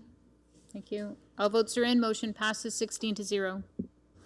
Item 14C, tender award T19-186, McNaughton Avenue West Improvements, Community of Chatham. Councillor B. McGregor. I'll move the recommendation. Councillor Kirkwood-White. Happy to second. Any questions? Seeing none, we'll put it to vote.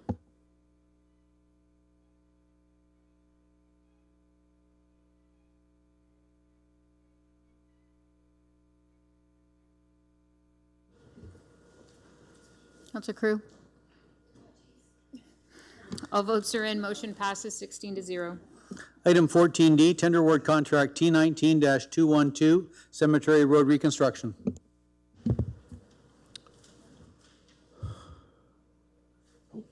Councillor B. McGregor. I'll move the recommendations. Councillor Harrigan. I'll second that. Any questions? Seeing none, we'll put it to vote.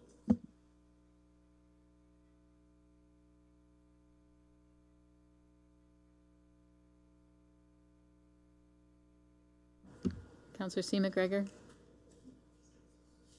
All votes are in. Motion passes 16-0. Item 14E, request for proposal award RFP R19-174, Tilbury Storm Water Master Plan, Community of Tilbury.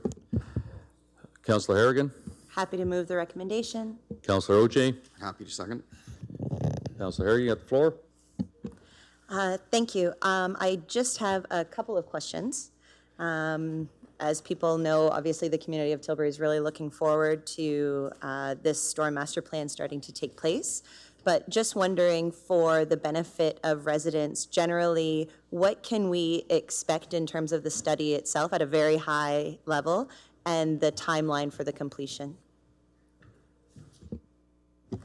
Thank you, Mayor Carniff. So the consultant will likely start out by surveying Tilbury, getting elevations, getting data maybe to understand the existing system and how it works. They will utilize some of the information that we already have on the existing infrastructure. And they'll take that information and they'll use a stormwater modeling software that will essentially kind of pinpoint the areas that are critical and where the deficiencies are found. So they'll look at the current stormwater runoff rates now, as well as into the future. And then when they get this information, they'll begin generating solutions, coming up with ideas to try to improve the situation. Your second question was about the timing. So we're estimating that it should be done around the end of 2020. And I've heard from many community members that they feel like their particular situation where they're living, they're experiencing some very unique challenges. Will there be community engagement as part of the surveying or the research that the consultant does? Thank you, Mayor Carniff. So there will be a couple of opportunities for the community to engage with the consultant as well as with our staff. At the onset of the project, there'll be what's called a community cafe. And this is kind of more of an informal gathering that it'll allow the citizens to speak to the consultant and they can convey their concerns, where they feel there's critical design flaws, and it's really information in. So the consultant will gather all the information, all the concerns from the public, and then when they get into the design portion, the engineering side of it, then there will be another PIC where it'll be more information out. The consultant showing them what they're proposing. It'll include timelines, costs, and what they're ultimately going to achieve at the end. Great, thank you very much. Looking forward to the work. Councillor Oche? Thank you, Your Worship. Through you to Mark. Mark, could you tell me, will this also include any new future subdivisions, such as the property behind Laurentia that was purchased and by a builder? So would that include drainage from there as well? Thank you, Mayor Caniff. It will include that. It will encompass any kind of future developments that Tilbury may have. Again, that'll be kind of coordination with us and the consultant to determine what areas to include. Thank you. Seeing no other questions, we'll put it to vote.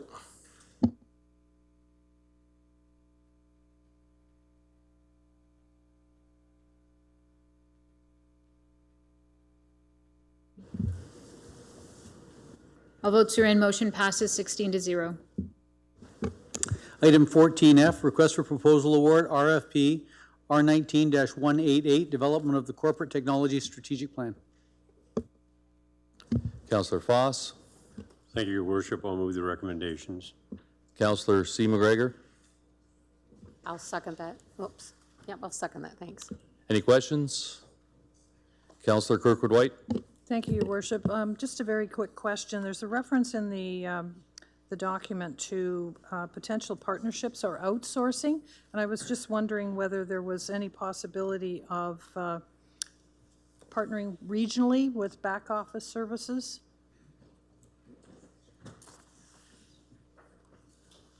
Give her something to do.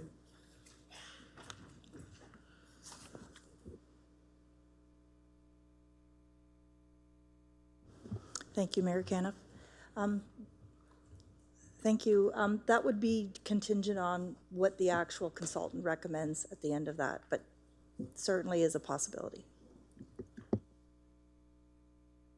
Any other questions? Seeing none, we'll put it to vote.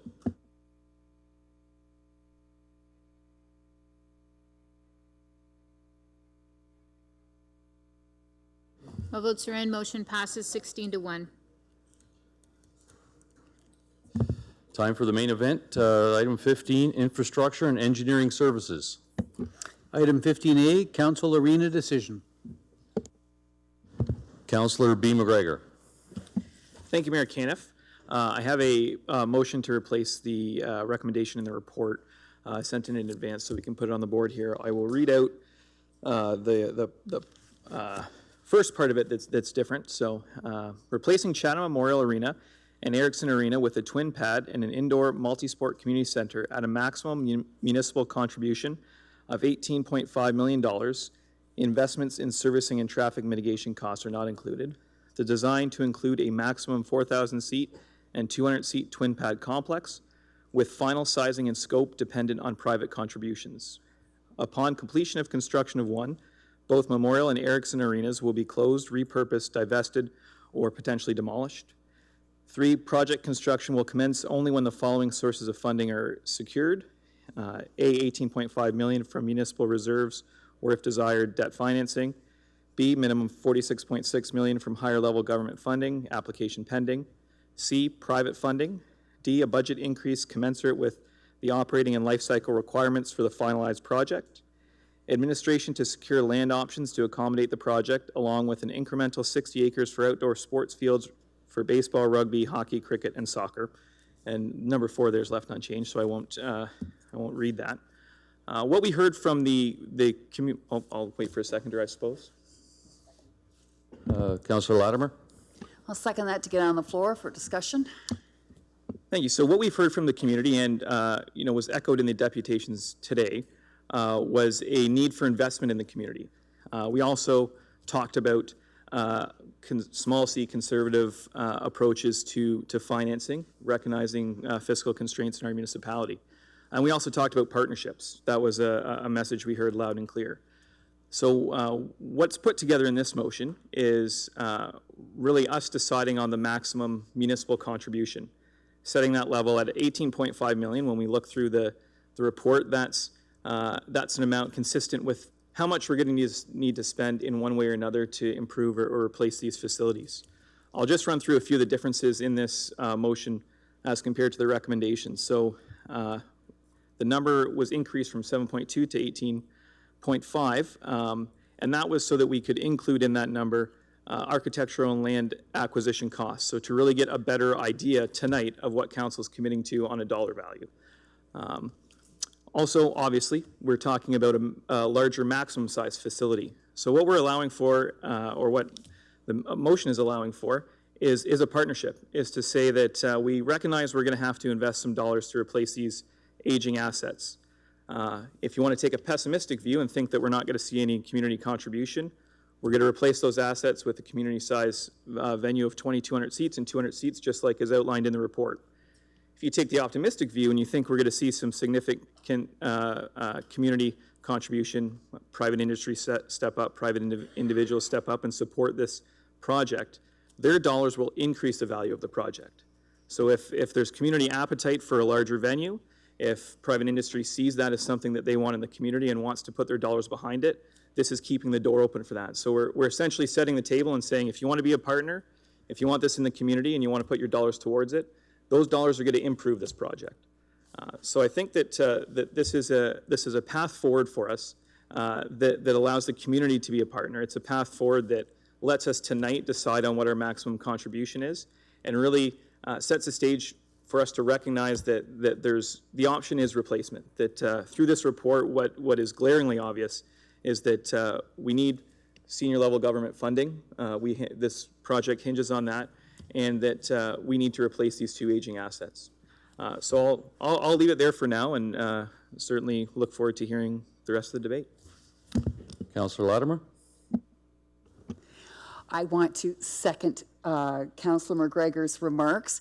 All the way through my campaigning for this position, I'm sitting in here tonight, I said the only way I would support the building of a new arena would be that we had community partnership and those government funds. And I think Councillor McGregor has hit the nail on the head here.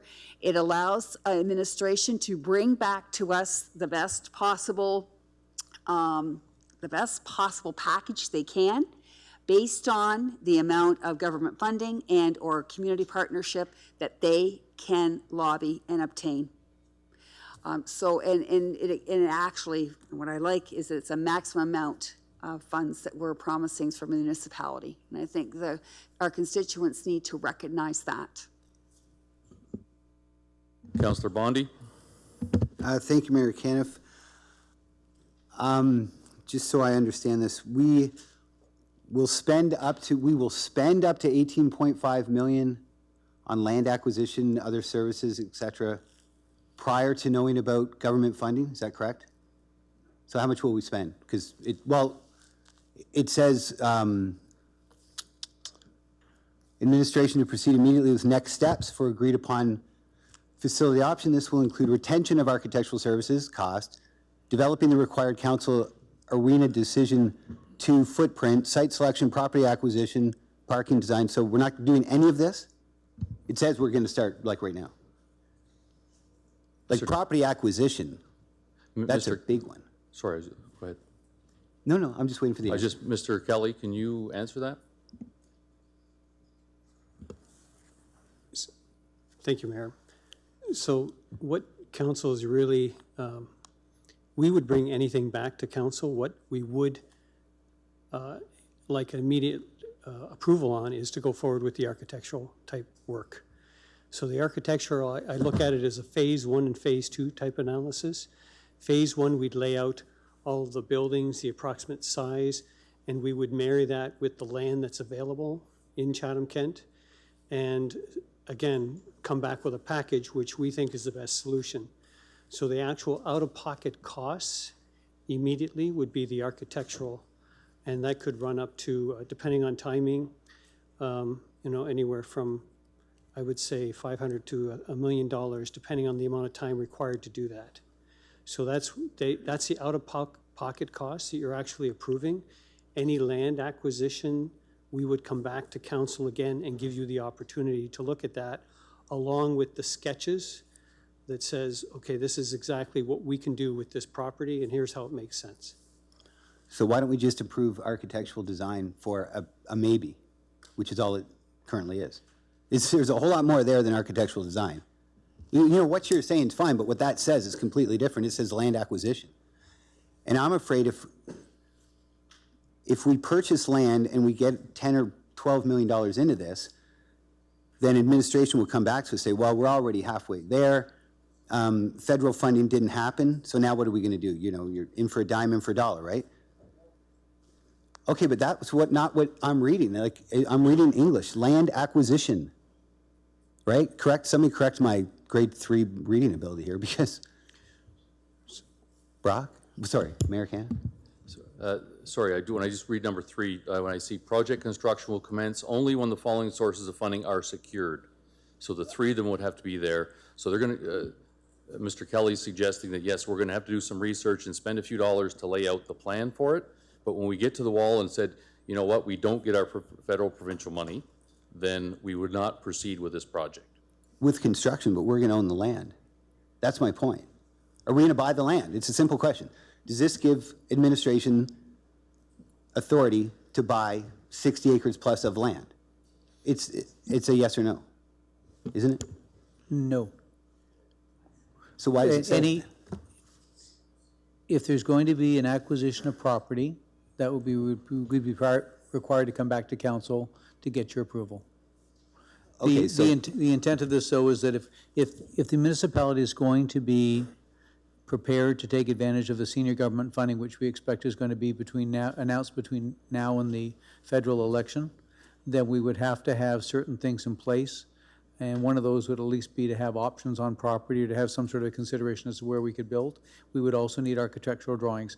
Typically, in the past, the federal and provincial government infrastructure programs have required shovel-ready projects. That does not necessarily mean that we have to purchase the land and it's in our holdings, but we'd have to have, before we actually can go forward and actually make that application or be approved, we'd have to have that shovel-ready project ready.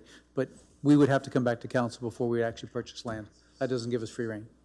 Okay, I might disagree a little bit with that. I called the MPP's office and MP's office last week and asked them to look into this. It took them a day and a half to figure it out, but they found it. And they said, no, there's no indication that it has to be shovel-ready. And secondly, what's in this report is that it says a renovation of Memorial Arena doesn't apply for this grant, and it does. According to the MP's office, which the money's coming from the federal government, so I assume he's probably correct. But they said, why would we make you invest millions and millions of dollars and then say no? Which makes sense. And again, if there's an answer to that, because they said one thing, the report says an entirely different thing. So first of all, there's nothing written currently that we have from the federal government. It's all based on the discussions like you just had and others have had with them. So in this report, first off, when it came to renovation, we made the assumption that it would not be eligible. You have other information, but we have nothing in writing. It needs to be clear. But in the report, you say it's not eligible. Again. But you're just assuming it's not eligible. On the conservative side, we have assumed that it will not be available. But again, until all of the rules and regulations come out with the funding, we don't know for sure. What we do know is that we're going to have to act extremely quick to get all the work done to make the application. They typically give you about 8 weeks once it's announced. And with that, you need to have where you're going to put the land, where you're going to put the arenas, what's the overall sketch, and costs as well. And that's all the work that we need to do in order to make that application for the government funding. So that's what we're asking here. If we want to move forward with this, we need to do a lot of work, and it's going to require some funding and the hiring of an architect to get there. And it was never our intention to make major acquisitions, for example, in land without coming back to council. So if we're only approving an architectural design of an arena tonight, why do we have all this? Like, this just sort of scares me, because we're talking and saying, no, it's really not a lot of money. It's maybe $500,000 for architectural design. But if you read the language in this thing, that's not what that says. And we get stuck on wordsmithing in here all the time. And there's an awful lot going on here that I'm afraid we're putting the cart before the horse. And there does seem to be a document. The people at the MP's office said it was a 77-page document that they had to read over. And it was called Canada Builds. That was the program title. So I think it's out there, which I guess you guys haven't seen it. But I don't know. I'm uncomfortable with $18.5 million that we're approving, but we're saying it's just for architectural design, but yet it says land acquisition right in front of us. So anyway, I'll leave it at that. Thanks for the information. Councillor C. McGregor. Me. Let's do. I didn't think I was that high up on the list. I just have a couple questions. I guess I could do that, the other two, but my first question, if we go forward with this and it falls through, we do not get funding, do we go back to the same plan of renovating the arenas? And the reason I ask that is because I do like the change to this. I was prepared to support the motion on the floor, and even though I've received a lot of information, I can thank many councillors around the table for your questions, and for Mr. Trudell for sending information stuff. So, but I was prepared to at least go to that point. But I like the wording of this, to have that ability to get to that if that's how we get there. But I'm just like, if we don't get funding, if this doesn't take place down the road, do we go back to renovating these arenas? And the only reason I want to bring that up is because when I look at the financial summary of all the options, to go to renovate Memorial and Erickson status quo was $16 million. And if we did Memorial renovation with a 200 seat, then we're up to 18.5 million, right where we are right now. So if we can do this for the same amount of what we would do there, it makes more sense for me to look at and do this. But I just want to know that, like, is there a timeline that we wait, and if we don't get funding, then we turn around? Because we do have two arenas that are in really bad shape, and we can't obviously go into the future with those. And there's, to me, there's no sense in throwing good money at the bad there that needs to be done there. So that would be my one question. And then my other would be, and I don't know if he will do this because I'm going to mention it to him, on item number 3, if he would consider it a friendly amendment to just change it to project will commence after only following the sources of funding are secured. But I'd like to put in there project after an architectural study, the project will commence only when the following sources are funded, and just remove construction out of there so that there's no confusion that we are starting construction, because you'd have to, and I don't know if that's right or even that's even the right language, but I understand where Councillor Bondi's coming from and in his concern of what's written up here. Could we, based on that, could we just say project approval will commence only when the following sources of funding? Exactly. So you change the one word? Councillor B. McGregor, are you okay with that? Councillor Latimer? Okay, so we'll change that one word. And then maybe I could have my questions answered.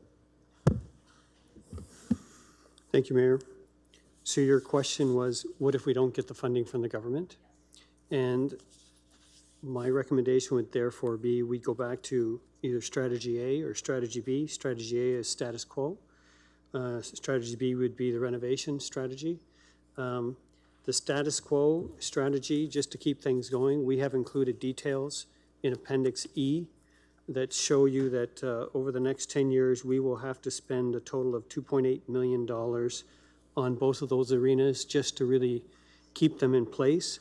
Something else is of grave concern to us is the replacement of the floor and the headers in Memorial. With this type of strategy, our concern is we will not be able to complete that in a summertime period, and you'll probably lose an entire season. So all of the activity in that one arena will have to move to another arena for that year. The renovation strategy would be next, and it would be my intention to come back to council if we don't get the government funding, to come back with either the A or the B strategy for discussion and approval. Councillor Sakachi? Well, I guess I should have put my hand up a little bit quicker, because mostly everything that I was going to say has been addressed. Basically, what Councillor McGregor said in regards to us staying at status quo, like Thomas had mentioned, in regards to spending $6.5 million just to maintain, 18.5 or 18 million to basically redo the arena. I just think that, in speaking with Councillor Brock McGregor earlier a few times, I just think that it really is just a no-brainer in my opinion in regards to if we can get something like this done with a minimum investment by the municipality. I think it's a great thing. But one thing I just wanted you to comment on, Thomas, is I've had a lot of questions in regards to the funding. So if the funding is available, it's very specific to building a sports complex, correct? Like, we couldn't just get this funding for some kind of, to put into our roads or put in it, because people are saying, take that money and put it elsewhere, but this is very specific to building an actual sports complex. I do know the answer to that already, but I think it's very beneficial that the residents know that if we get this funding, it has to be directly utilized in a sports complex. Through you, Your Worship, there is 4 different programs that are available through the federal and provincial. 2 of them have been announced already. But this one is specifically talking about cultural, community, and recreation facilities. So again, we haven't seen the specific criteria, but it is specific to those ones. This complex certainly fits under that criteria. We're fairly confident of that.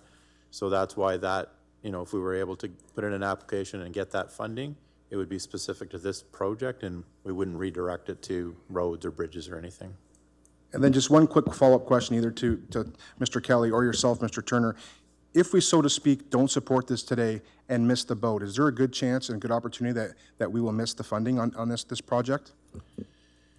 So this specific program should be released at some point this year. There's about an 8-week application intake and about an 8-week turnaround after that. There's no indication that there's a phase 2 of it. So that kind of remains to be seen, but I would say that if you don't get an application in, you may certainly be limiting yourself. Thank you, and I will be supporting Councillor McGregor's motion. Councillor Thompson.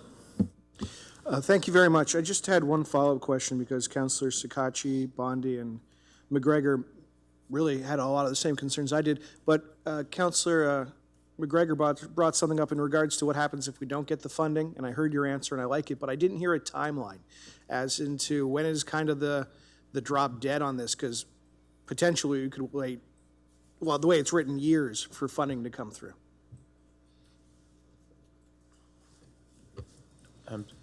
Through you, Your Worship. So we believe that the application process is going to open this year. 8 weeks for open, 8 weeks turnaround time on getting notified whether you've been successful. What we don't know is how the funding is going to be laid out in the 10-year program. So it is possible that the program has the $407 million laid out over a long period of time. We don't know that they may say, yes, you're approved and your funding is available in 2026. We just simply don't know that part of it. All we can do is follow through with the actual application process and find out when the funds are going to be available. And we'd have to improvise on, what we do based upon what the approval is. All right, and that was going to lead into my next question is, do we have a contingency plan for if that money is approved 5 or 6 years down the line, as far as how do we get Erickson Memorial to that date? Or not get them to that date, for that matter? Thank you, Mayor. That's covered in Appendix D. Actually, we give you the spending plan for both of those arenas. One is 1.9 million in total, and the second one is 925,000. So those are laid out in Appendix D. I just wanted to hear it for the folks streaming in South Kent, that's all. As I've always said, I am generally supportive of this idea, so long as we can get the provincial and federal money. I'm vehemently opposed if we can't. But I did want to mention, because it did come up recently, that the Moore Sports Complex in St. Clair Township, they're applying for $35 million as well. Their arena was built in the 60s, and they're doing a lot of the exact same steps that we're doing here. So this isn't outside of what other municipalities are doing. We'll have to compete with them, obviously, but I think it shows that there is, in fact, a race and an application process, and that our staff and St. Clair Township staff is following a similar game plan. So looking forward to supporting this. Thank you. Councillor Pincinel, followed by Councillor Harrigan. Thank you, Worship. I have to admit, I'm struggling with this one. Had a lot of visits to my office over the weekend and today, for that matter. In reality, I can't see the provincial government giving us money, and the reason I say that is they're tightening their belts right now, and they're going to put some hurt on us. Chances are we may get the money from the federal government, but that sends us down a whole new road. If we do get 30 million from them, say, then we're so far along, we're at the point of no return. We either got to come up with the rest of the money or send it back, and you know that's not going to happen. I think our next couple of budgets here at Chatham-Kent with all these provincial cuts are going to be challenging, to say the least. And there's only so much burden we can put on the tax base. This is another 18 million, and I think people are finding it tough right now. I think the timing's all wrong on this, and the reality is I don't know if the timing's ever right, but it's just a lot of money, and the province is really going to hang a beating on us here. And it might not be this term of this next budget, but it will be the one after. Because if we use reserves to cover what happens in the next budget, we're going to have to pay for that in the following one. I just think the timing's wrong. Thanks. Through you, Your Worship, in regards to Councillor Pinson's comments, yes, I agree that the next couple budgets are going to be tough. What I would say on the $18.5 million municipal contribution is that we currently believe we have about $13 million in reserves we could contribute to that amount. Certainly any additional funds that are raised through community financing of some sort, contributions in that certainly could help even lower that amount. The program, from everything that we have heard, is a bilateral program. We have not heard from anybody at the province that they are not going to bring this program forward. It's just the timing that seems to be up in the air. So from what we have heard, that it is 40% federal funds and 33% provincial funds. We haven't heard anything different. We've heard a lot of varying comments over the last little while, obviously, but we have not heard once that that program is not going to come forward. I spoke with the province this morning, and they indicated that it was coming sometime before the end of the year. And just to add to that, just Part B says minimum 46.6 million from higher level government funding. So if the province for some reason didn't honor their role, that this wouldn't be approved. But as far as everything I've heard, it's linked. And the reason the province is continuing on with it is because the 40% from the feds is contingent upon the province kicking in 33%. If the province doesn't kick in the money, the feds won't either. So that's why they were stuck between the rock and the hard place and said in order to get that money into the province, they needed to match it. So, Councillor Harrigan. Thank you. Just a couple of comments and a question. I want to start by thanking staff for all of the Sunday night answers that they provided to our questions, and certainly members in the community for the time and energy that they've invested in helping us to get this decision and sharing some very valuable information. I want to say that what I appreciate about this motion is it sets the boundaries and the framework that staff need for us to move forward. Last council term, the conversation and the decision was kind of pushed forward into this council, so we're at a point where we really need to make a decision. And frankly, I think even if you're around the table right now and you're not sure what size of facility you want to support, I think that the motion that's on the floor right now really does give us those boundaries. The question that I have for staff, just because I want to make sure you're absolutely confident, is that if this were to go forward, do you feel that you have everything you need in terms of council direction to move forward to get to that shovel-ready state to meet those turnaround times? Thank you, Mayor. My concern with the change on project approval, if you read it carefully, I don't think I have approval to spend any money, including going out to hire an architect. So that's my one concern. Our immediate first tasks are to hire an architect and to start with the land acquisition. And when I read the motion again, I'm just looking for complete clarity. I believe it says on A that I can only spend money when the project is completely approved. So I just want, what I could do is, again, we could go out and tender an architect and come back to council with that. But that would be an approval, subsequent approval you would have to make. So that is my one concern that I'd like to raise. Can we do a friendly amendment around? Councillor B. McGregor, would you like to address that in your motion? Just to clarify that point, if we change the wording to final project approval, does that satisfy your requirement to do some of the architectural work?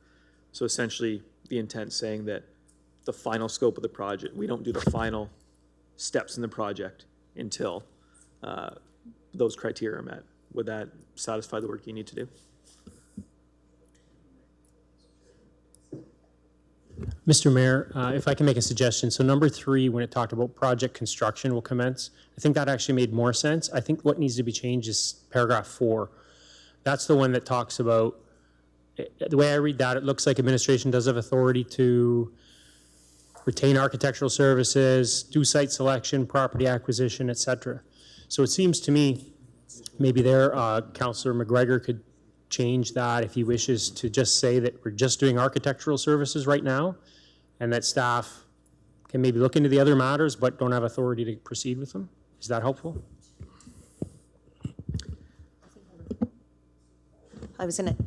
I read number 4 actually as covering what Mr. Kelly is asking for. So administration to proceed immediately with next steps for agreed upon facility option, which includes retention of architectural services. So does that mean if this motion passes, then we've given that direction to retain architectural services? Is it already there, is my question. So I think it says that, Mr. Mayor. I think it also says that staff have authority to do site selection, property acquisition, parking, design, and other things that I think earlier you said wasn't your intention.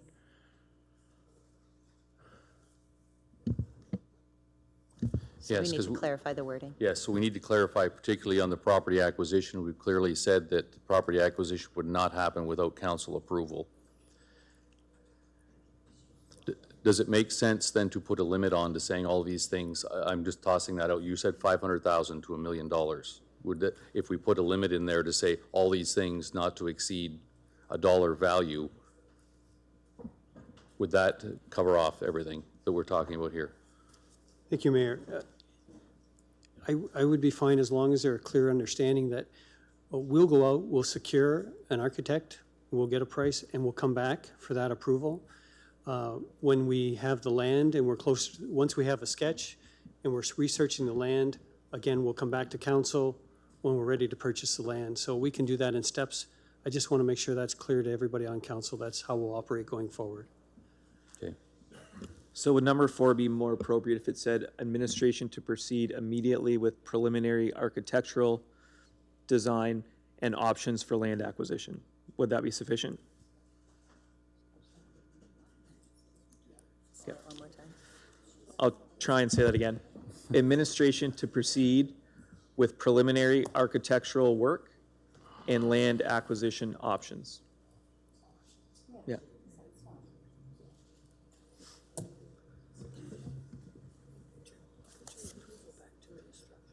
And then we changed number 3 from project approval to project construction.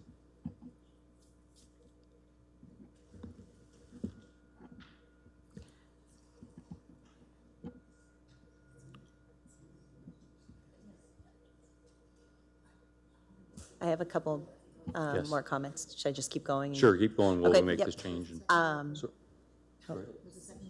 Are you, Yes, she said yes. Councillor Latimer, are you okay with the changes?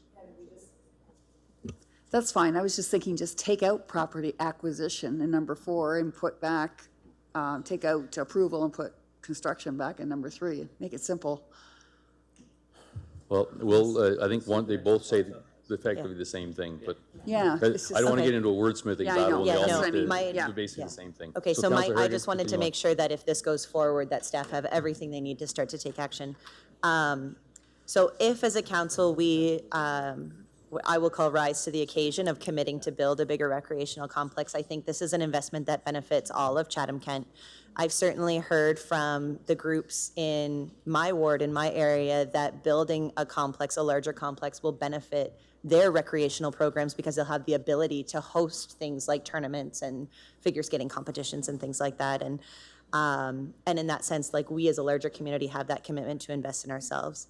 I also want to call out how much I appreciate the removal of a reference to a tax increase, which was in the recommendation, because for two reasons. I think Councillor Pinsonneau's comments about tight budgets and being budget conscious are very important.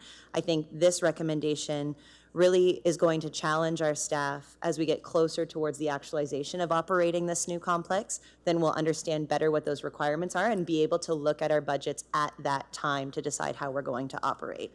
And I certainly want to say that I don't think we will go without challenges in order to operate such a major facility while simultaneously investing in effort and energy into all the arenas. But I think that discussion's one for another day. And today, what we need to do is take very seriously the commitment we made to ourselves and also to our constituents to move this issue forward. So I'll be supporting this because I think we need to invest in infrastructure across all of Chatham-Kent. And many of us representing smaller communities, I'm sure we know, would be begging for investments in new arena infrastructure if they were in the state of Memorial and Erickson today. Certainly I experienced my pains every Saturday morning with young children trying to get through those hallways. So looking forward to supporting this and hope that other members on council can see the value in giving staff that direction that they need to move us forward in a positive way. Okay, Councillor Wright, followed by Councillor Foss and Councillor Oche. Thank you, Mayor Caniff. My question is here, we got an $18.5 million limit. We're talking that we're going to get grants from the government, but it's going to take years to get them. If we start building, we're going to have to probably borrow the money to float it. Is the interest covered in there for the money to go until we get the grants out of the 18.5 million? Through your worship, no, there's no interest in that figure at all. I mean, at this point, we're just speculating on the timing of when we might receive the funding. And, you know, by the time we actually start the project, depending upon how the funding lines up, we may or may not need to debt finance anything. Some of it's going to be on community funds that are raised as well. So I think it's just premature to make that determination. One of the comments that was on the reports this week that it could take up to 10 years to get all the money. Like, where's the money going to come from for 10 years? Through your worship, we'll just have to wait and see when the program's rolled out. Once it's rolled out, they should have a timeline of when the funds are available, and we will know when we're approved on what the timeline is for us receiving those funds, and we can react to that accordingly. So where's the interest going to come from? Like, well, it depends. Is it out of I our mean, budget next year or the years after? If we need to issue any debt for this, then we would have to incorporate that into the budget. If we don't need to, then we won't. I mean, I can't speculate on the timing of the funding in particular. I mean, it's ultimately going to be council's decision to make a determination on when we want to proceed as well. So if we got approved for funding and it wasn't until 2025, council may make a determination that we just are ready for construction at that 2025 date. I'm not, you know, I can't presuppose what council's going to determine, and I can't presuppose what the application outcome is going to be. Councillor Foss. Thank you, Your Worship. I've been around here a long time. And the talk of a twin pad arena has been around a long time. I think our timing is bright right now. The governments are indicating that they're going to open up funding for this project. We have missed opportunities in the past. We looked at twinning the Thames Campus Arena. We lost that opportunity. I hate to see us lose another opportunity. I think we need to vote on this motion and accept it, and let's move on, because I'm tired of it. Thank you. Councillor Oche, followed by Councillor Hall and Councillor Solomon. Thank you, Your Worship. Just ask, I see in 3A, and I believe I heard you say, Michael, that we've only got 13 million right now that we could use from reserves. Is that correct? Yes, that's correct. We have about 13 that we have today. but council has made some prudent investments over the last few budgets. So we do have funding that is being contributed on an annual basis to help mitigate our 18.5. So by the time we actually get to construction date, I could easily see us having, approximately $3 million more. So we'd be much closer to that. And then we would certainly at that point in time review all of our other reserves to see if there's some flexibility there. I would say that if it's 18.5 million that we had to come up with and we had to do it in 3 years, I think we'd have a good chance to not be able to debt finance any of it. Okay, because debt financing obviously there would be a tax increase, correct, if we debt finance something? If there's debt financing, there's obviously an interest component to that, which is, outside of our base budget dollars now. Because we brought this out saying there would be no tax increase other than maintaining if we did all the fields and that, correct? Yes, that's correct. So as earlier this evening, we heard about some other debt financing that was coming off the books in a couple of years. In our asset management plan, we have indicated that when any debt expires, that we contribute those base budget funds into our asset management plan. And so council could make a determination at that point in time that they would want to redirect it to covering any debt that we had at that point in time. But the current recommendation that's in the asset management plan is to take those funds and put them to our life cycle maintenance. Okay, thank you. Councillor Hall? Thank you, Mayor Caniff. Just a quick question to staff and then a comment as well. I guess just like all the rest of council, I heard a lot of feedback from the community about this. It's been a topic of conversation. A lot of people are talking about it. And a lot of people, some of the conversation was about, some from outlying communities and, how are they going to be able to utilize this facility when it's built? I asked a question to Thomas and his team, and they were great responding to some of my email questions as well. Speaking about that, I know there's been lots of public consultation as well and public engagement already with this, which I think has been great. But that's not the end of it, right? Thomas, can you maybe explain to me on that? Like, there's going to be lots of public consultation with lots of different community groups all across Chatham-Kent on how, how it can be best utilized by everybody across the community, right? Thank you, Mayor. So it absolutely would be our intention through this entire process that as we hit various milestones, the initial sketch, for example, what the land we're looking at, we would engage members of the public to share information, look for their input as well, to see if our proposal could be improved in any way. So. Right. Thank you. And just a comment too, I guess I'll very quickly echo some of Councillor Foss's questions. I haven't been here a long time, definitely nowhere as near as Councillor Foss, but I do think it's the right time. I think it's a great opportunity. I think this is a great opportunity for all of Chatham-Kent. I will be supporting this motion. I like the adjustments that Councillor Brock McGregor made to it. I think the time is now. If we have the opportunity to get $40+ million from upper levels of government, now's the time to do that. So I will be supporting it. Councillor Solomon. Thank you, Worship. We received a 34-page report on this on the week that we could study all weekend and talk to other people, and we now have a motion that bears no resemblance to the 34-page report.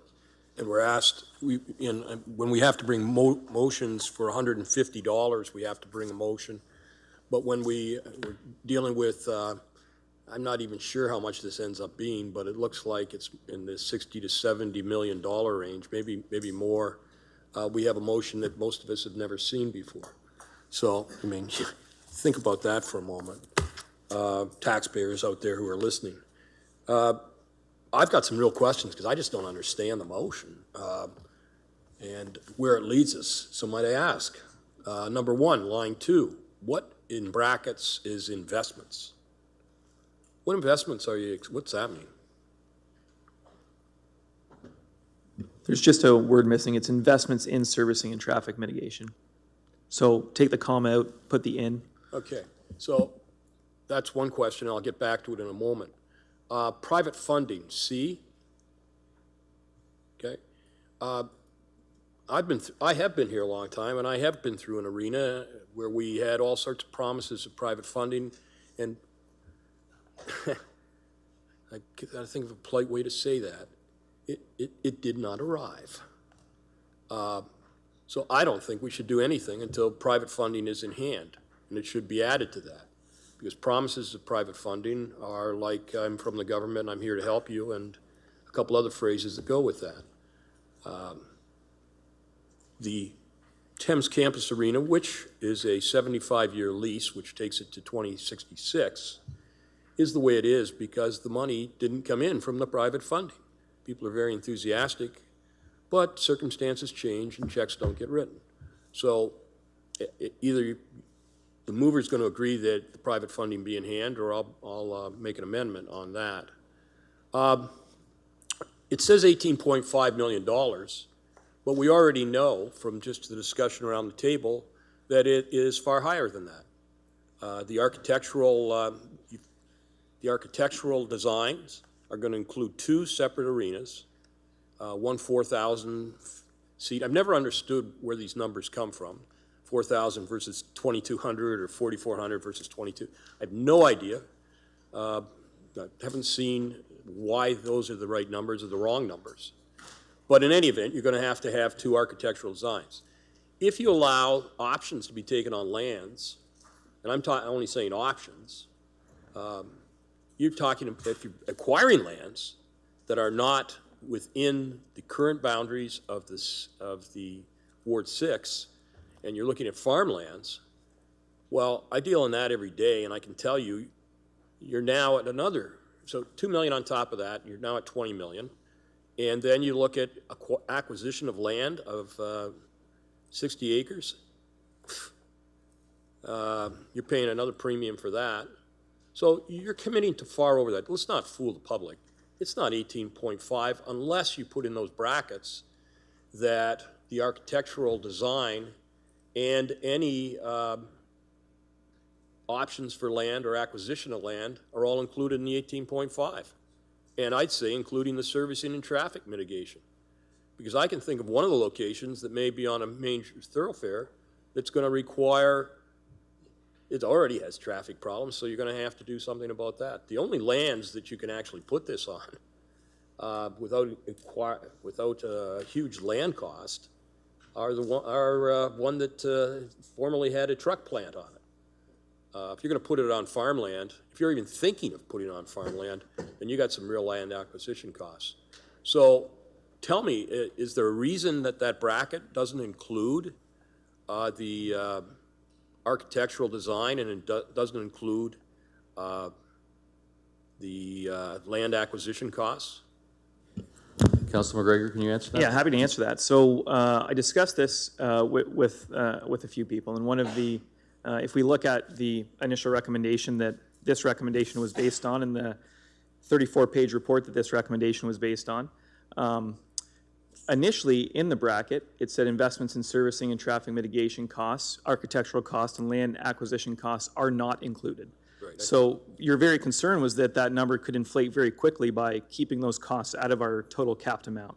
So the discussion that was had was for transparency and for clarity for council was to say that we're going to include those costs in a slightly higher dollar amount, 18.5, respecting that, you know, you're right about some of the potential costs that could be there. So really taking those words out of the bracket was to satisfy exactly what you're talking about, was to be more transparent about the costs.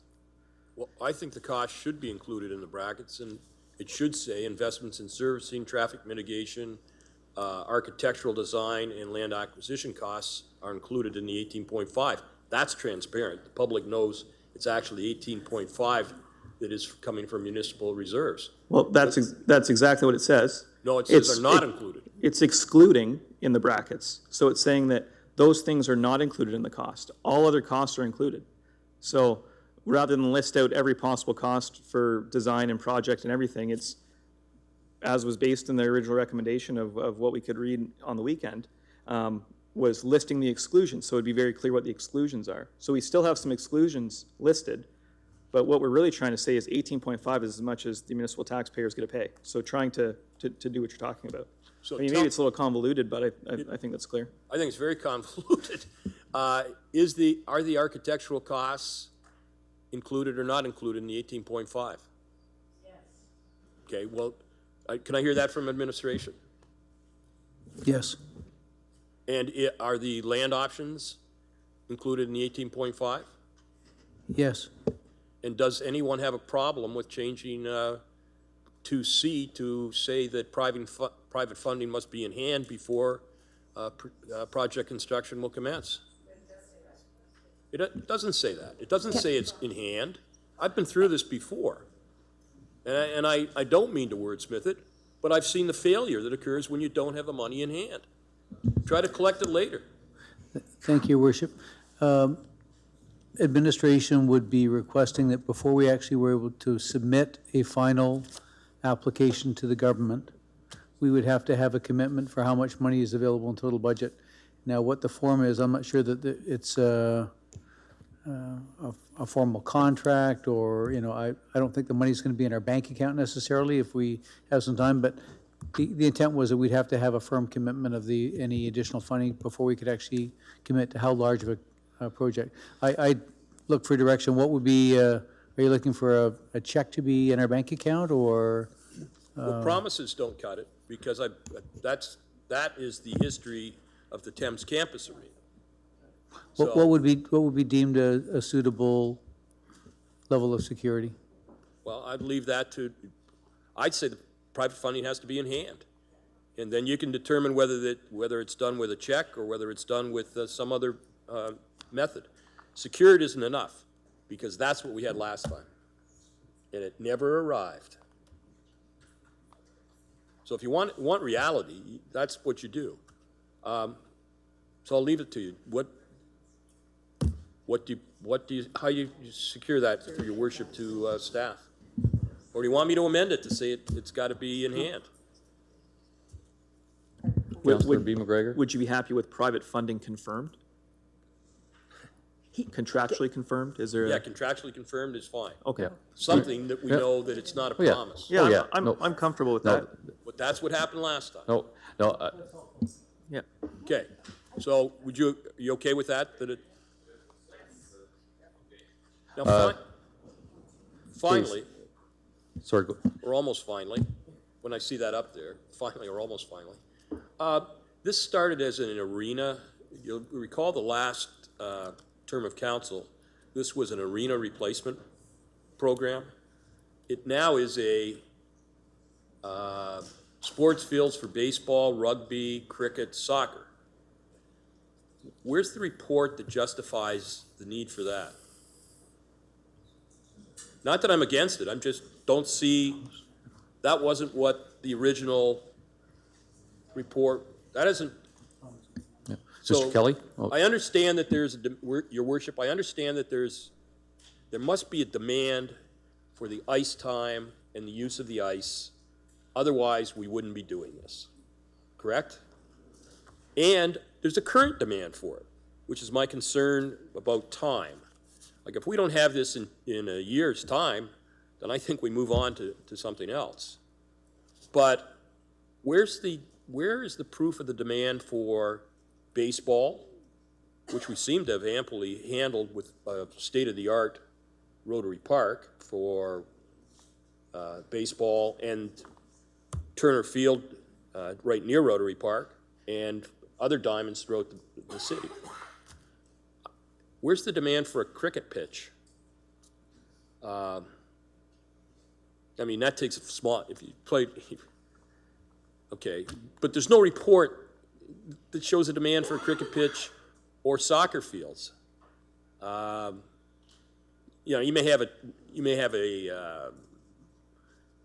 an idea, you may have talked to some people, it may be some kind of narrative, but I haven't seen a report that says that there's a demand for soccer pitches. The Christian school seems to have taken on part of that in the courthouse. This is a generational decision, as we've been told. I just think that it requires some deep thinking when we see a motion for the first time at night here, which is radically different than the recommendation in the report. So how do we move from an arena and a practice pad to a massive sports facility. Where are the reports that support that? Where's the Mr. Kelly? that's been done? Thank you, Mayor. So this was, first of all, one of the questions on the arena development survey that we did. And the feedback on the survey was approximately 50% of the respondents wanted something more than just a replacement. They wanted a community center that included fitness center, sports fields, cricket, soccer, baseball fields. I would say it was the strongest recommendation that we had when we had the PIC as well. And it went something like this, that the community said, and the voice of the community said, don't just build something for hockey players and figure skaters. Build something that'll attract a much greater demographic than just that select group. It's a strategy that other communities have used, that when you go now to this area, it's a community center, and that's what I would say most people were looking for. As far as the overall demand, Jeff, I don't know if you have some comments on that. We have many soccer pitches now in Chatham that are deficient. In order to fix them, we have to really start from scratch, and that means a loss of a season, and that is a demand that therefore we would be in real trouble. So this will also help allow us to rehabilitate some of the fields that we have. My colleague regularly receives requests for cricket, for soccer, for baseball. Also, what was you see mentioned there, hockey, we had a delegation at budget time that wanted us to spend money on an outdoor hockey rink as well. So it's really been done to provide the voice of the community. That's where it's coming from. Doesn't look like there's very many people who responded in the survey, quite frankly, out of 110,000 people. But and where's the scientific approach that we normally take to determine the needs? I don't see that. I just don't see it in your report. People can always, there's always a group who will advocate that they need an outdoor hockey rink or a ball hockey rink or a cricket pitch. But where's the demand? So No, we cannot accept questions from the gallery. Thank you. Sorry, Mr. Solomon, have you finished, or? No. So my question is, we started off with a hockey replacement, or an arena replacement and a practice pad. And I just wondered how it got to we usually do a lot of background reports on every important generational decision that we make. That isn't here. On the sports fields, rugby, hockey, cricket, and soccer. I just don't see it in any of the reports. I'm not saying that there isn't a demand, but it isn't anywhere in the reports. And just to be told a narrative that people have asked for is not a scientific approach to it. So, I'd like to make one other. I guess you've told me that you're going to use the 18.5 for the architectural and for the land acquisition, if any. It might well be options. Okay. That's it. Don't see any. Is anyone else that hasn't spoken want to speak? Okay, Councillor Kirkwood-White. Thank you very much, Your Worship. In the package that Councillor Solomon was referencing, there were several references to the Recreation Master Plan. I believe it was developed in 2010. And there were references to things like soccer and lacrosse and roller hockey and other types of uses, which could include some of the sports that we heard about when we were visiting with over 150 nonprofits and service clubs over the last 3 or 4 months. Pickleball is fairly new, and it wasn't mentioned in the 2010 report, but it is very popular right now.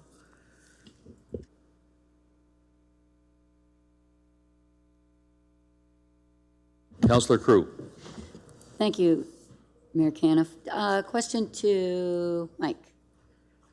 we put 250,000 away during budget. Will that be used in this process? Through your worship, that 250 is originally going towards the construction costs and be accumulated, and that was part of what I was thinking we would get to that point in time. That money's in the base. If in 3 years we've got the facility built, council could repurpose that to go against the operating and life cycle costs at that point in time. Thank you. I will be supporting this. Like my colleague said, it's time. We've talked about this, and I was reminded today by a former colleague of staff, Aileen. She said, we even did a fundraising study back in the day to see about building these facilities. It's time, and I hope that this is the opportunity and we don't miss out on this. Thank you. Okay, so 2 more people to speak. The second time, I'll allow Councillor Bondi and then Councillor Sakachi. I'd like to say a couple words, then we'll pass it over to the 2 individuals, the put the motion forward. Thank you, Mayor Caniff. Just to, I guess, maybe agree with Councillor Solomon, and I haven't been here that long, too long as far as some people are concerned, but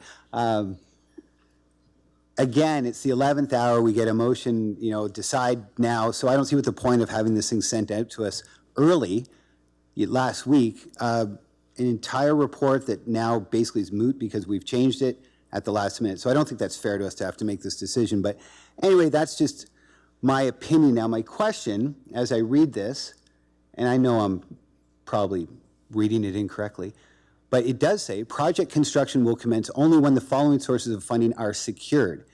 A minimum $46.6 million from higher levels of government funding. But as I've understood from the discussions, that doesn't mean in hand. That means it's promised. And then we could commence construction, bridging the money somehow, using our money if there's a promise of the funding in 2025, I think was the example used.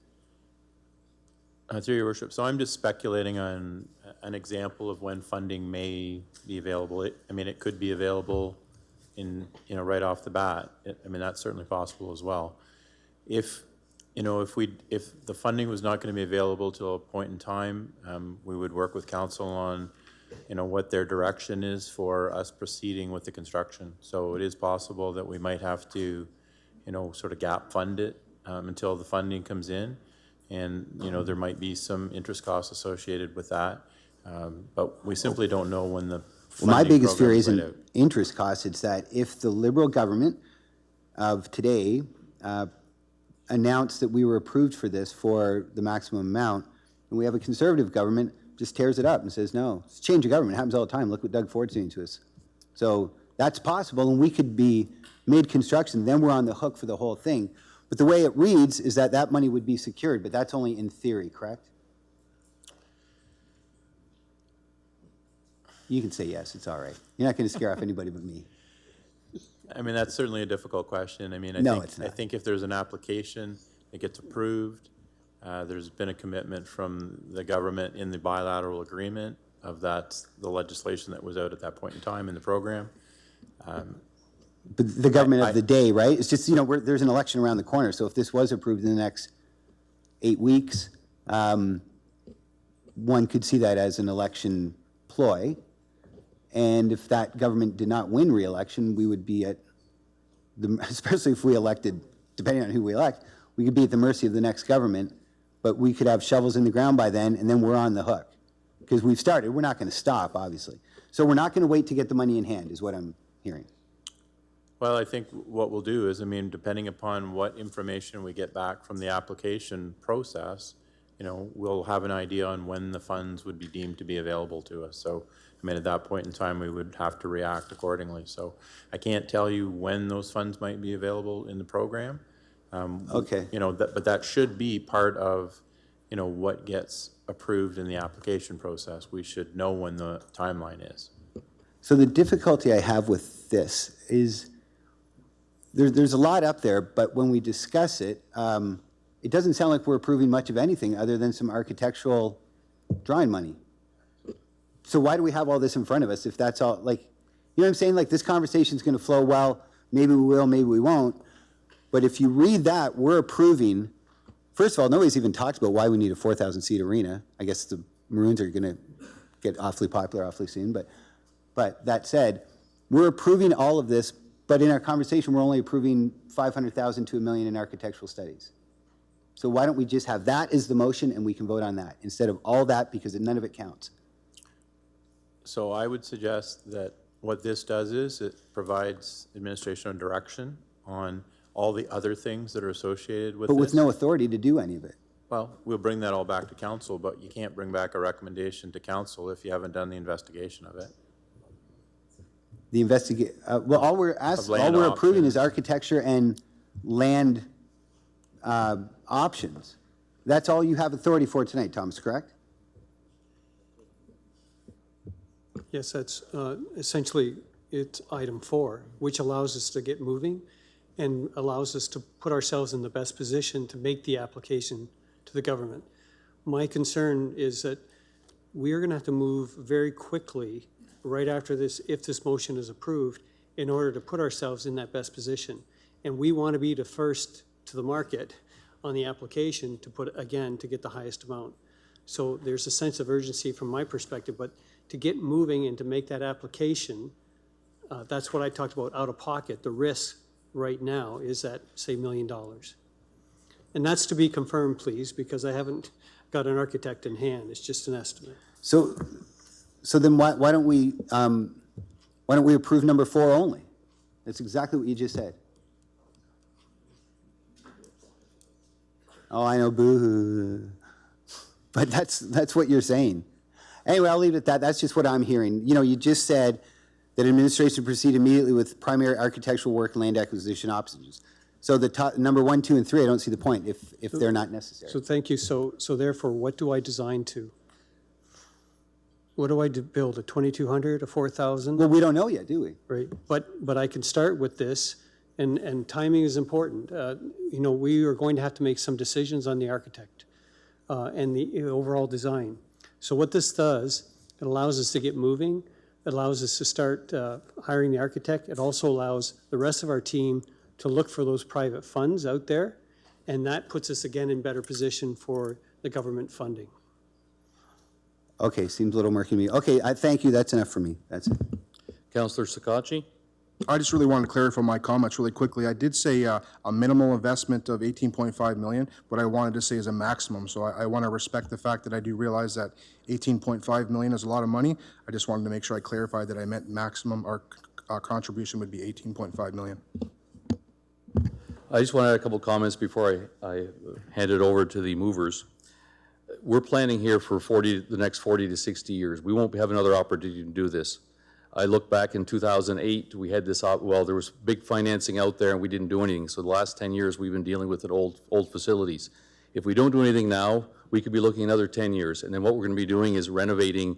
We'll be renovating, spending the same amount of money, whether we renovate or put this brand new facility in, which will attract people, which will create economic benefit.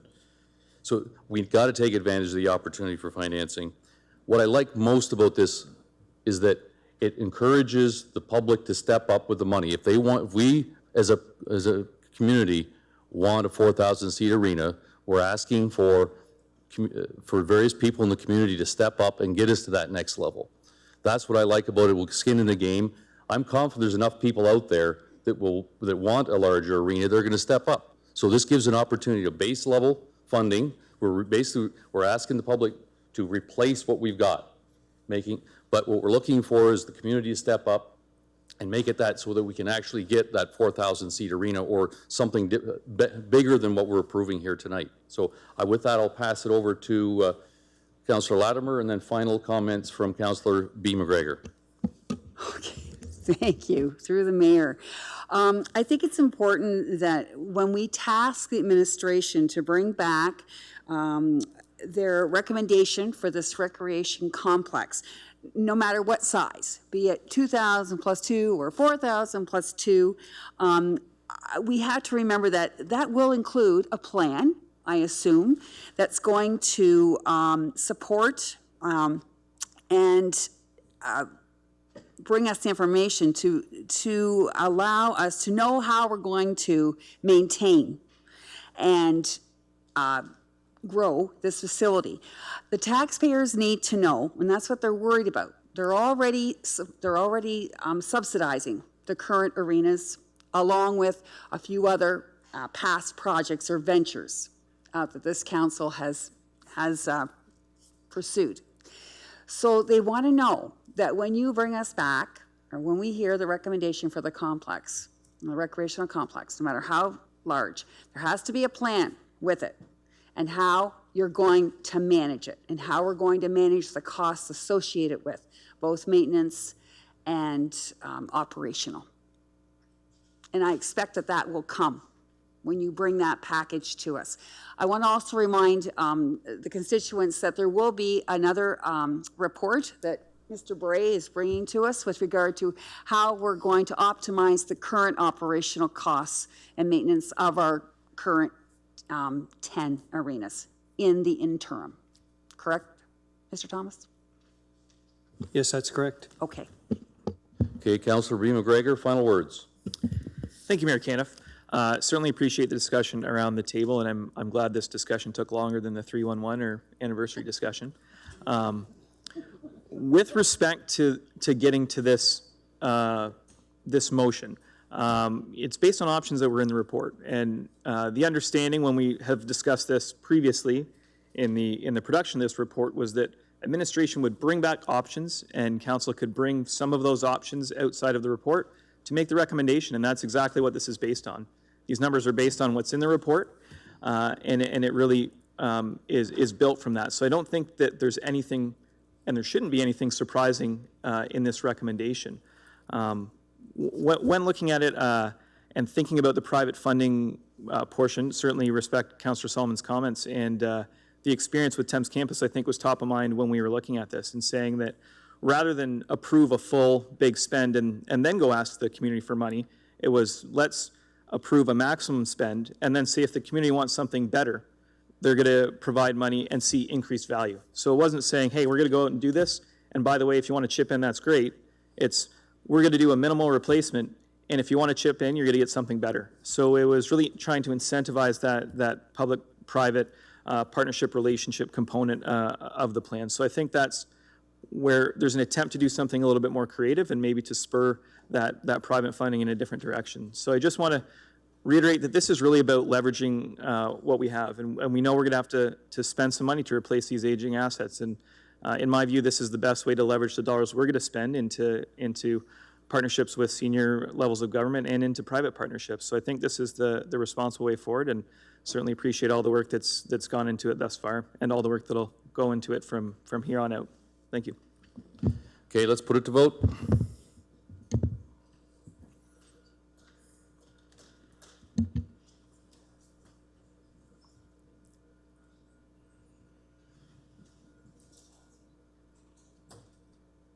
All votes are in. Motion passes 13-4. Item 15B, 2019 Playground Life Cycle Projects. Councillor Crew. Thank you, Mr. Mayor. I would like to move the recommendations that the list of the 2019 playground equipment life cycle project valued at an estimated cost of $212,000 funded through the Playground Equipment Life Cycle Reserve be approved. Councillor Oche. I'll second that. Any questions? Seeing none, put it to vote.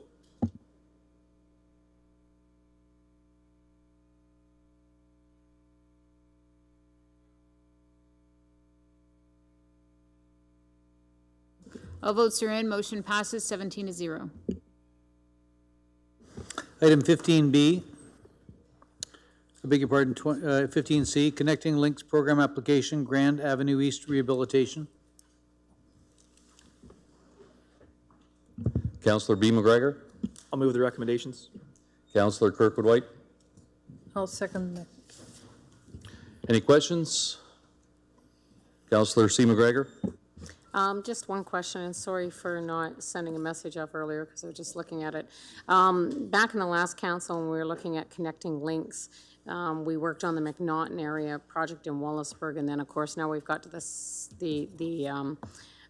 Lord Selkirk Bridge. What about the Dufferin Ave connecting link? Because we've had lots of problem there, and that was in our discussions, previous discussions. And I don't remember the connecting link, the Grand Ave East rehabilitation being in those discussions earlier when we had Dufferin Ave discussions. Thank you, Mayor Gaff. So based on the recent data that we have from our road ratings and our PCI information that we have for both Grand Ave as well as Dufferin Ave, we did take a look at both those stretches because, yes, Dufferin Ave does fall under the category of the connecting link, as does Grand Ave as well. So there is a structure on Grand Ave that we are proposing to include with this project, as well as the bridge over the Arnold, I believe it's called the Arnold Creek, that we're going to be looking to address as part of this application as well. The Dufferin Ave project has a water main component associated with it that requires an additional support from the Public Utilities Commission that isn't currently being supported. It's part of their future plans, but it wasn't coming together as part of this application process. So that's why we felt that based on the new information that we have on the road rating and all of the infrastructure requirements that are ready now for Grand Ave, that's why we chose to proceed with this project. So I'm guessing that Dufferin Ave is still in line for future work. It's more to get in line with the PUC to do the water mains before we continue on with the connecting link project of the road. That is I'm correct. just going to be asked in the community, so I just That is very want correct, an yes. answer. Okay, thank you. Seeing no other questions, we'll put it to vote.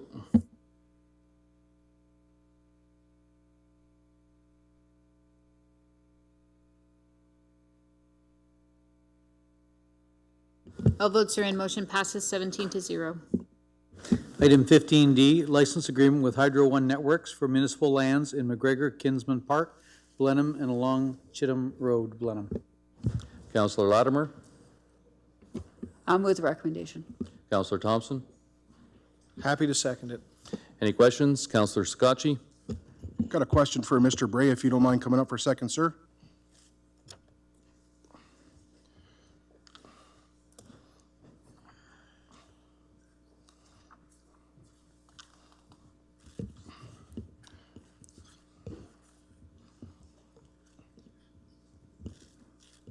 Just out of curiosity, sir, is there going to be any kind of inconvenience to the people in that area?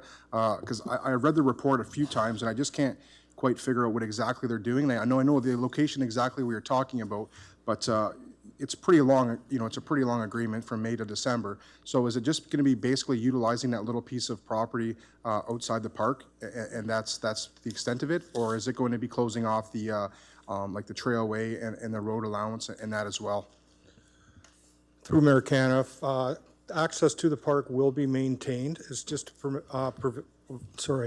provide Hydro One with a layover area for their construction equipment. And it's to be fenced off for safety, public safety, but access will be maintained. So the layover will be behind it in the park area? Is that correct? In the attached plan. Okay. Yep. And with hope that it's actually going to be completed in December and not, I'm not sure, I just don't know how much of they're going to be utilizing, so I just wanted to touch base, because that park is very close to my location, and I just want to ensure that, they're not going to be, moving on a big extensive, property of the park. That was our concern too. Land remediation is to be completed at our approval. And you'll notice in there that it goes over into the spring, because you can't do restoration in the winter, obviously, so we didn't want them to walk away from it. So they'll be required to come, depending when they finish, they'll be required to come back in the spring. And So basically tidy the up. park and the pavilion, all that won't be impacted by this? No, at all? sir. Okay, that was very important for me to ask. I appreciate your time, sir. Seeing no other questions, we'll put it to vote.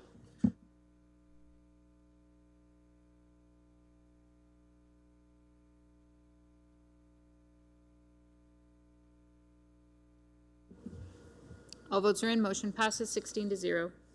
Item 15E, motion by Councillor Scotchy regarding sandbag program.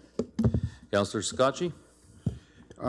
Yeah, so basically, I'll read it here first, I guess. It's whereas the municipality is experiencing flooding in areas throughout Chatham-Kent, and whereas the use of sandbags is a simple but effective way to prevent, reduce flood water damage, be it resolved that administration prepare a report outlining the costs of initiating a sandbag program for flooding victims in Chatham-Kent, and the report return to council by the end of June 2019.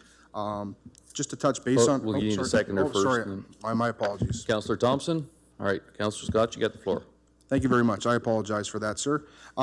Yeah, really simple. I'm just looking to see that the costs that would adhere. As we all know, as we all read the newspapers and look at social media, flooding is becoming a very big issue all over the place, especially here in areas that outline a lot of water.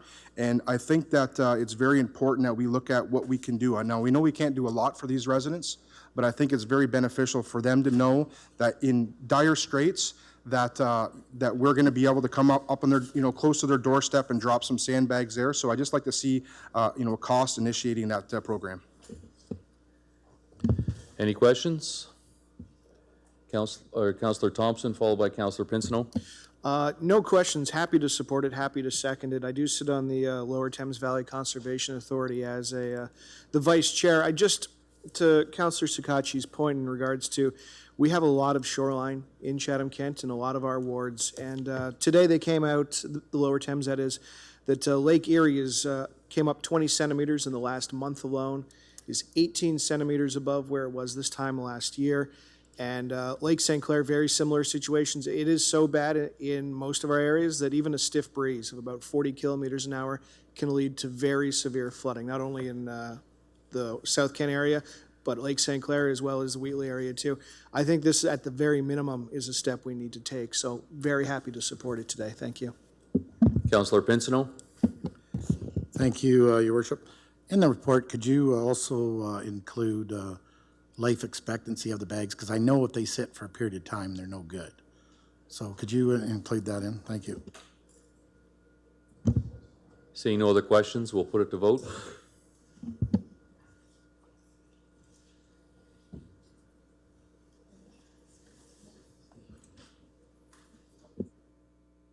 All votes are in. Motion passes 16-1. Number 16, Chief Administrative Office. Item 16A, Chatham-Kent concert bands. Councillor C. McGregor.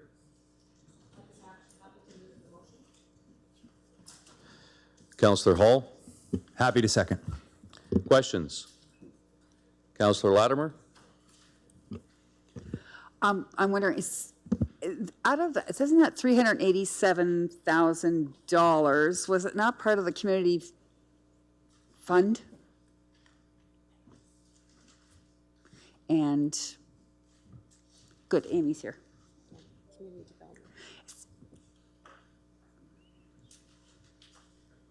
Was it not part of our community fund that you're currently setting a committee up for, Amy? I'm misunderstanding maybe. Thank you, Mayor, Your Worship, through you to Councillor Latimer. The $387,000 has been placed on hold. The review committee that has been established is to evaluate the applications for the annual Community Partnership Fund.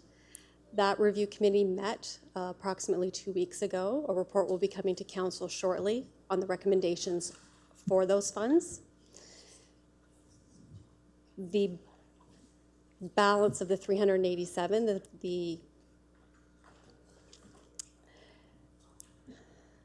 what we had hoped was we would have reports come to council on each individual request and that council would approve those requests. Those funds would not be distributed through the Citizen Review Committee. They only deal with the annual CPF applications, those dealing with community projects for a commitment up to a maximum of $10,000 from the municipality and $5,000 for events. Does that answer my question? I'm not sure that answered my question. Could you repeat your question for me, please? Well, I'm just wondering, did the committee approve this, or, because I'm understanding that money, the committee approves all the monies that come out of that. No, I'm wrong. So for clarification to council, the Citizen Review Committee that was established is only to provide recommendations for applications that go to the annual program for community projects. That's the 50% matching program for community projects, matching 50% up to a maximum of 10,000 and 5,000 for events. The balance of those funds, so of the 387, 50,000 was allocated this year to the additional funds that were pre-approved from previous councils. Those have already been allocated. The balance of the 387, those are not to be distributed by the Citizen Review Committee. Those are to come from recommendations that come to council, and council makes those approvals. So that's what this is. Okay. Councillor Ogier, followed by Councillor Foss. Thank you, Your Worship. Through you to Amy. Amy, is this a one-time, one-off? Through your worship to Councillor Ochier, yes, this request at this time is for one-time funding for 2019. Okay, thank you. Councillor Foss. Thank you, Your Worship. Question to you, Amy. The committee is in place and they have met. When do you expect the results of the applications will be available? Thank you, Mr. Mayor. Through you to Councillor Foss. Yeah, that is correct. The review committee has met. They have evaluated all of the applications. We are finalizing the report now. There's some additional data that the citizens had requested. Once that has been completed, we were hoping for June 10th, but it might have to be the following council.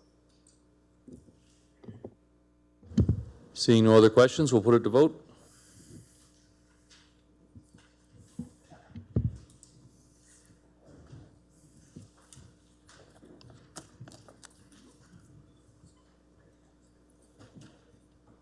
All votes are in. Motion passes 15-0.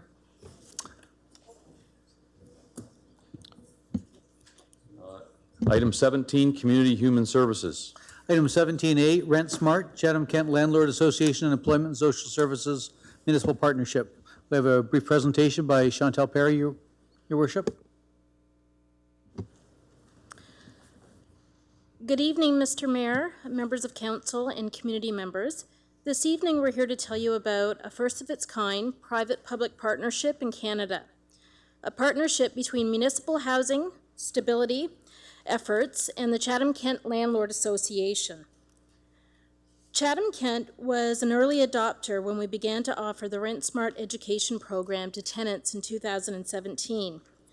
Rent Smart is a robust prevention model. Education, leading to personal capacity building, is a vital part of any effort to increase housing stability and to address homelessness. It envisions community well-being through housing education and support. It removes barriers to housing for tenants and improves rental outcomes for landlords. With low vacancy rates, we focused on education and partnerships to maximize our existing rental stock potential and to promote housing stability. And now I would like to introduce the president of the Chatham-Kent Landlord Association, Gordon Milek, to tell you more about this partnership. Good evening. Shortly after the program began, James Bromley, one of the team that works with Chantel, presented this program to the Landlord Association, specifically trying to find out whether this program, 12 hours of education and a certificate for the participants, whether that certificate in some way would negate perhaps a history of evictions or bad credit or just bad tenancy experiences. There was interest in our room, and at one point he explained that there was also a landlord course. At that point, I became interested and I decided to take that course myself, and have to say that I came back very impressed because the premise of the program was really dealing with three things: rights, responsibilities, and relationship in equal measure. In other words, it was really talking about building good citizenship. And at that point, we came back and we had discussion as an association, and I'm pleased to say that our association decided to make the landlord education mandatory for membership in the Chatham-Kent Landlord Association. and we're the first in Canada to do so. Also then, working in partnership with the municipality, we really felt that there was an opportunity to work together. Successful tenancies are good for landlords. It's a good business model. It's also good for tenants, but it's also good for building solid community. And so what we do now is that the municipality continues to deliver the tenant education, but we now, through the association, deliver the landlord education, and we do it at our cost.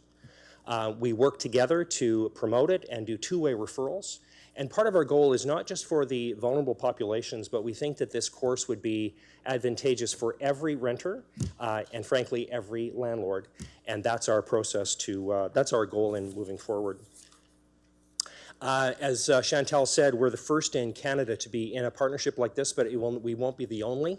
I've already been in contact with several colleagues in other ethically minded landlord associations that believe that there is a good business model is built on being ethical, being compliant with legislation, and doing it in a way that builds relationship and community. And there's tremendous interest across the province. The question is, does this solve the supply problem? Directly, no. It does not automatically create more housing units. However, it does have an indirect benefit. By creating a community where tenants and landlords are on the same page using respectful relationships, it creates a more stable market, which means that there's less turnover, less evictions, less bad experiences. And in turn, that creates a more a comfortable community, but it also creates a better climate for investment for new investors into rental markets. I'll turn it over to Chantal.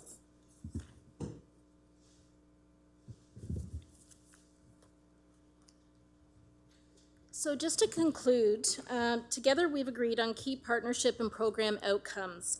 We'll be measuring on an ongoing basis our impact to increase successful tenancies, to foster positive landlord and tenant relationships, decrease evictions, stabilize housing and decrease homelessness, and to increase tenant and landlord knowledge about housing rights and responsibility. This partnership is a win-win for our Chatham-Kent residents, for our local landlords, and the overall health and stability of our community. So thank you, and we'd be happy to answer any questions you might have. Councillor Latimer? What's the process whereby you can ask a landlord to join your association, or if he's not part of he or she is not part of the association, can they still take part in the education? Thank you, Mr. Mayor. Yes, we have currently begun publicizing public courses, and landlords are encouraged to take it. We're also encouraging their membership in the association because we believe there are benefits to networking above and beyond than just the education. But yes, it'll be open to everyone. Is there a link somewhere, or where would we look? I'm out in the community all the time. Okay. Well, we have the Chatham-Kent Apartments .ca is our website, but also the municipality's housing website lists RentSmart as well as links to the Chatham-Kent Landlord Association as well. Okay. And we're also publicizing we're advertising it in both The Voice and Chatham This Week, Cogeco TV, and other venues as well. Is there a cost to the landlord? There is if they're not a member. If they are a member, then it's part of their annual fee. And how much is the cost if you aren't a member? The cost, if they're not, would be $75 per membership. So if that was a husband and wife, then it would be a single $75 fee for the landlord group. So that's for a membership, or that's to take the course? No, that's to take the course if you're not a member. Okay, thank you. Councillor Crew? Thank you, Mayor Caniff. Chantal, how long has this program been running? I may have missed it. We started this program in late 2017. Employment and Social Services has actually partnered with Library Services, and the Community Navigators offer this program at least once a month to the public, and then they also do private association-led training sessions as well. Okay, so you don't have to be a member of the Landlord Association to take this course? The Landlord Association is offering the landlord training portion, which is a 4-hour certification landlord portion, and Employment and Social Services, Library Services, the municipality offers the tenant education, which is a 12-hour certification program. Good. Do you have any stats? anything yet? We're just kind of collating our stats. I believe that there's a presentation coming up right after mine, or a report that's that you're going to consider right after this that outlines some of the statistics that the community navigators have done over the past year, but I can certainly provide statistics about how many people have been trained in 2018. Okay, I just want to say thank you, President of the Landlord Association and Chantel at Employment Social Services. We're always leading the way in our community, and it's nice to know that we're the first, and we collaborate well and we partner well. So that's how we get things done here. Solid partnerships. Thank you.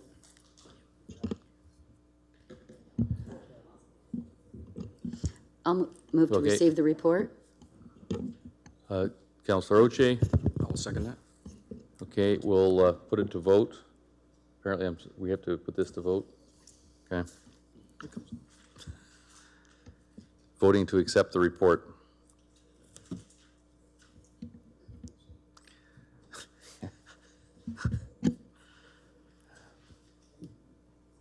Item 17B. Oh, hang on, we're waiting for this. Oh, I'm sorry, I was so excited. We're waiting for the thrill of this vote here. All votes are in. Motion passes 15-0. All right. Your worship, that vote was never in question. That's such a great program, but thanks. 17B, Community Navigators Pilot Project Extension. Councillor Oche? Yes, I'd like to move both recommendations, please. Councillor Kirkwood-White? Happy to second. Any questions? Councillor Latimer? Through the mayor. I wondered actually if somebody's here that can speak to this. That'd be great. Oh, Tanya's still here. Great. Tanya, this is, can you explain a little what the Navigator does with regard to this and how it is different from what is offered at, say, the Tilbury Help Center or the social workers that work through the LIN or the people who work at Legal Aid?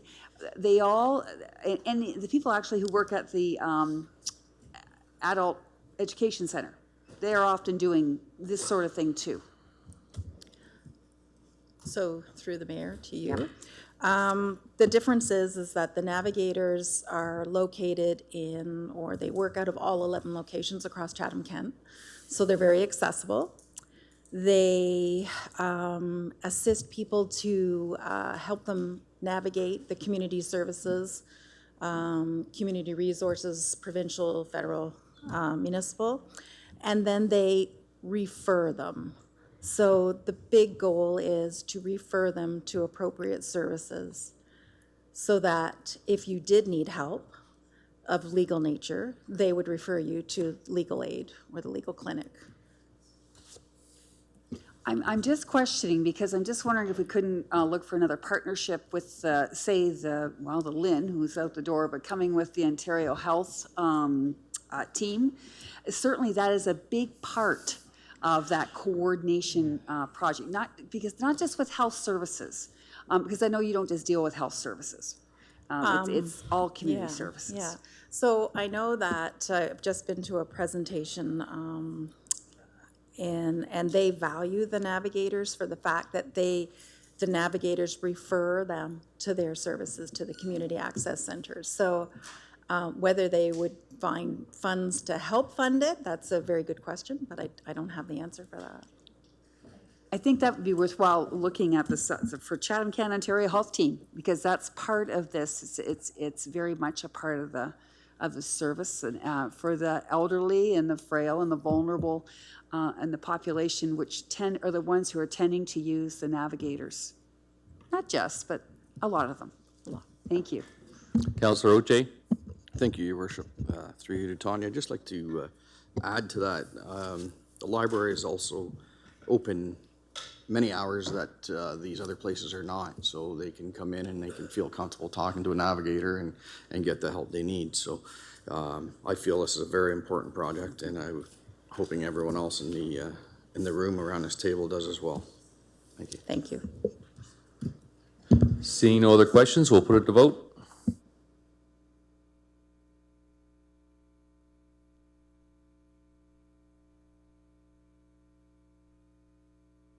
All votes are in, motion passes 16-0. Item 17C, Ridge Apartments, wrap-up report for Social Infrastructure Fund, Social Housing Improvement Program, RFP R16229. Councillor Foss, Thank you, Your Worship. I'll move the recommendation. Councillor Crew, I'll second that recommendation. any questions? Seeing none, we'll put it to vote.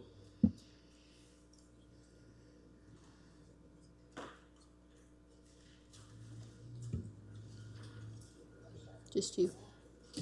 Mayor Caniff. All votes are in, motion passes 16-0. Item 17D, request for transfer from Senior Services Life Cycle Reserve. Councillor C. McGregor, I'd be happy to move the motion. Councillor Latimer, I'll second that. any questions? Councillor Latimer, followed by Councillor Kirkwood White. I think we might have the same question. Is Mrs. Gilliard, Tammy's here. Just under your bed replacement costs, is that a mistake, the 100,000? That's correct. So it's 50,000 all the way through, right? Like the number or the Should be 100,000 on. All the way not down. this year, but the Yeah, next year, correct? that's right. Thank you. Okay. Councillor Kirkwood White. All right, she stole your action. Okay. Any other questions? Seeing none, put it to vote.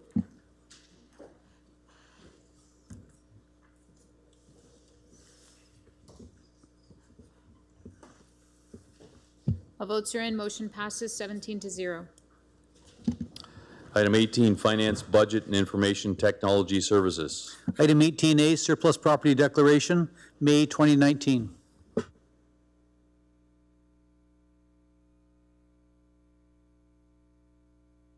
Councillor Foss, Thank you, Your Worship. I'll move the recommendation. Councillor Oche, Thank you, Your Worship. I'll second that. any questions? Seeing none, we'll put it to vote.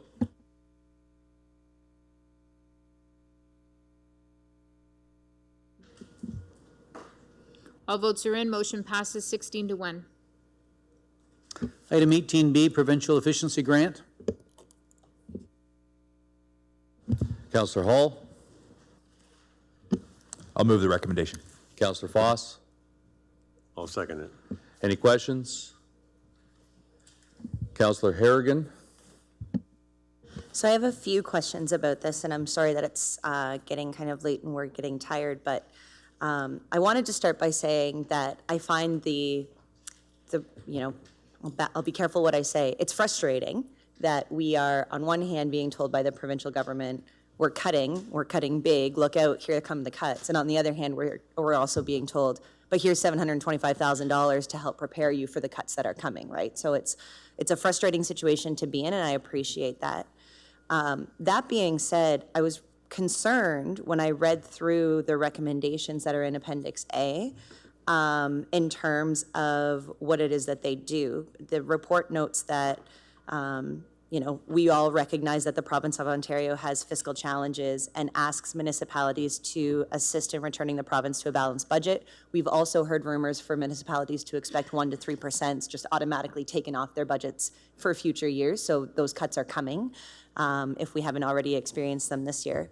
So then in reviewing the recommendations, there's a note that some of them identify savings, and then some of them just identify savings in terms of like better use of staff time, which then from a budget perspective actually doesn't give us the savings, the hard dollar savings that we need. It eliminates waste, it helps people become more productive, but it actually isn't the efficiencies that we're looking for. And really true efficiencies don't take place unless there are hard cost savings that are found. So going through the report, I'm just wanting to clarify a couple of things. First, the items that are regarding ECDEV, the, where is it? The client management software, the $35,000. Is this the same client management software that was suggested in the budget for managing accounts, kind of customer relationship management? At that time, I think it was $10,000. I'm wondering if it's the same and what the difference in cost is, if so.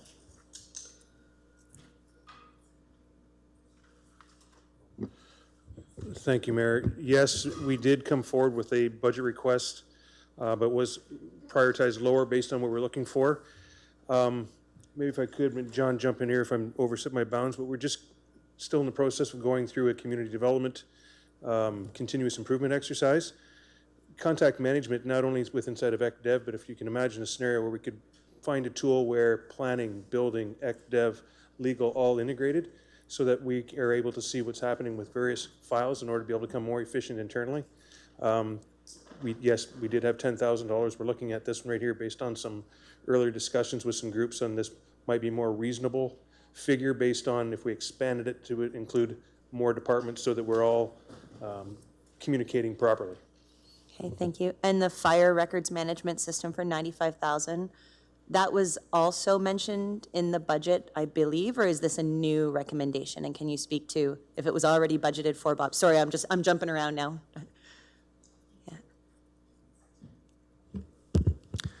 Thank you, Your Worship. This is a separate matter from the fire department. Okay. Inadequate records management. Did we discuss this during budget, the records management system, or is this new? It's a change from the Fire Pro system that's currently not serving us anymore. So yes, we're in the process this year of undertaking to change that. Okay. And just as a reminder question, I think I know the answer, but during the budget process, if there was any item that was over, is it $60,000? There's a briefing note that's attached to it. Mike, I know Gord may not be here, but 50,000 or 60,000? Yeah, 50. Yeah. So is there a time limit in which we need to commit this $725,000? Commit to spending, like reporting back to spending Yeah, it, we for do example? have to spend it in a specific period of time. I'm not positive off the top of my head what that time frame was, but it was, that's why we wanted to bring this back to council fairly quickly so that we could actually get the funding spent within that time frame. Mm-hmm. So some of these items are also 100,000, 300,000, and I'm not arguing in some of the cases that they do have savings. It's unclear to me based on the wording if these savings will mean that that department will have a budget of, for example, $70,000 less or $100,000 less in future years. The whole purpose of this fund is to provide those efficiencies.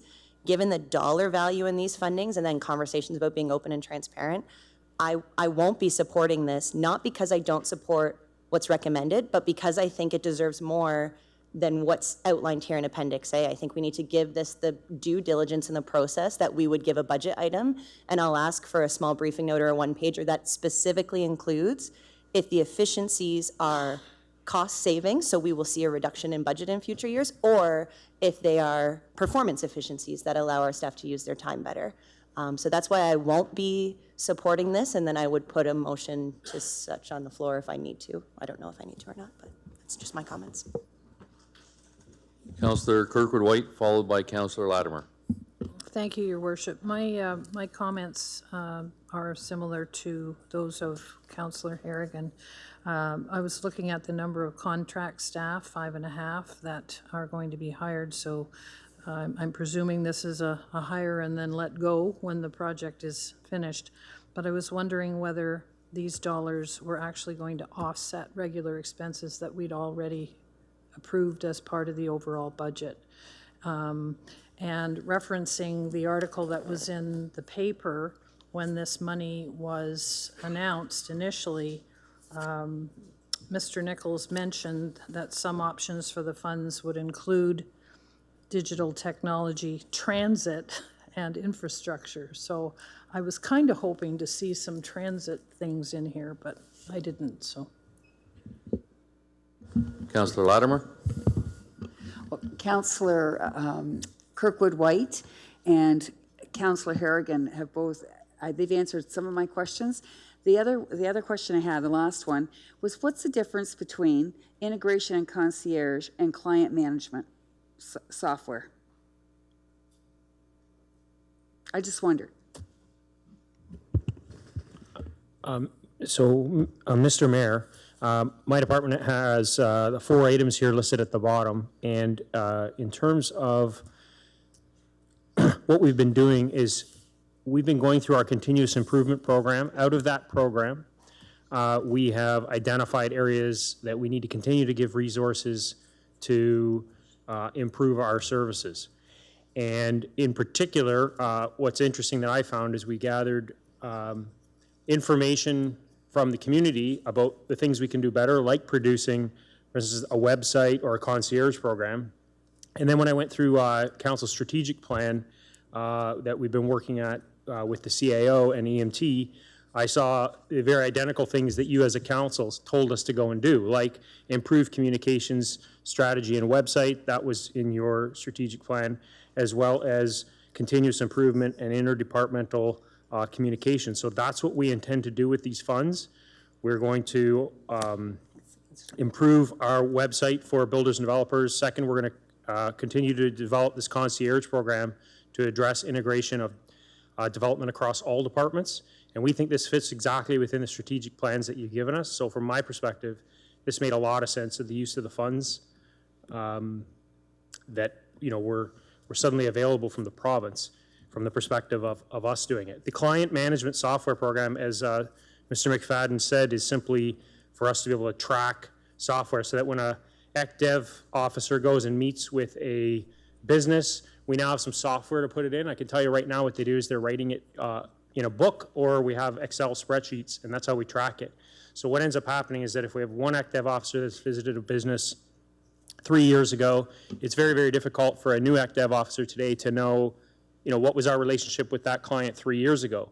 So this way you'd have a software program particular to ECDev that enables us, for instance, to track a business or an individual, and over time we can track all the contacts we've had with them, whether we've given them grants, whether they've, as Stuart said, whether they've also engaged with other departments like building or planning, and, you know, the interactions we've had with them. So we think that this will improve our services, but we're certainly, you know, open to council's direction in terms of how to proceed. Well, I don't deny any of that. I understand.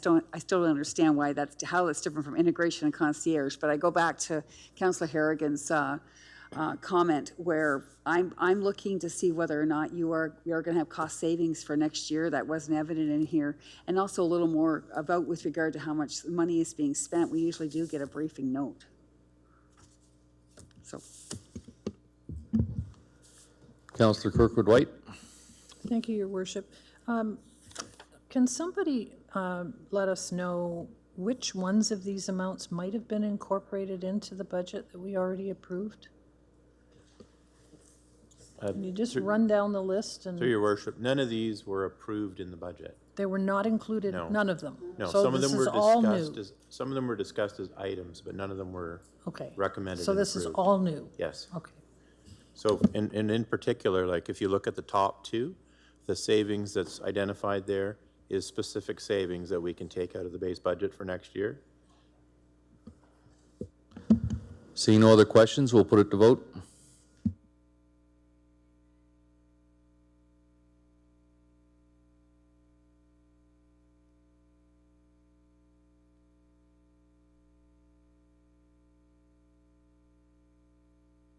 All votes are in. Motion passes 12-5.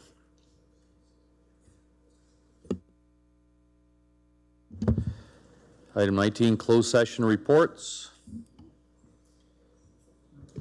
Your Worship, I know that wasn't passed, but if Councillor Harrigan and the majority of council members are looking for more information on the specific programs, that's something we can commit to get to council.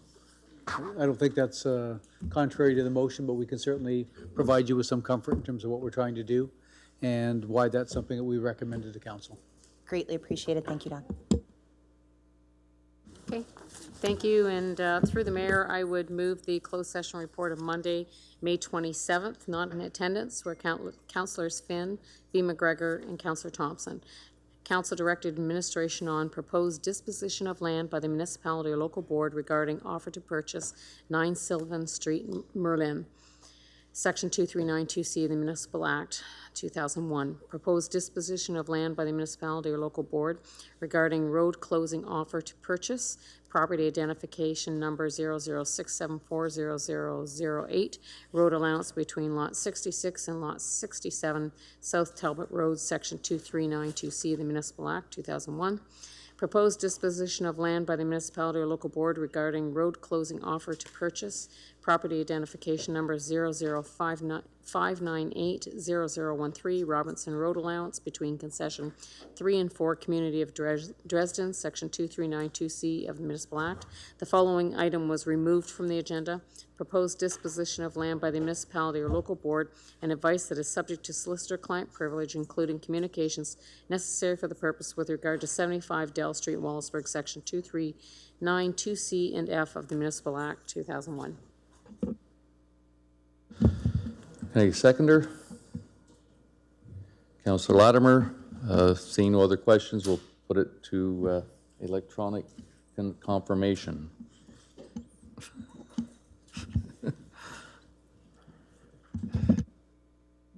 All votes are in. Motion passes 17-0.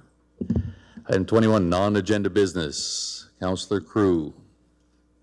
Thank you, Mayor Caniff. On the 23rd of this month, we officially cut the ribbon to the new Chatham-Kent Animal Shelter. I want to thank everyone who had a part in this, from the community partners to the kids that baked cupcakes to the people that had fashion shows, and people that just donated money, and all of the partners that came together to make this happen. And I want to thank Chatham-Kent Council, the previous council, who put their hands up and made this possible. So thank you. I'm probably missing someone, but I want to thank the committee as well.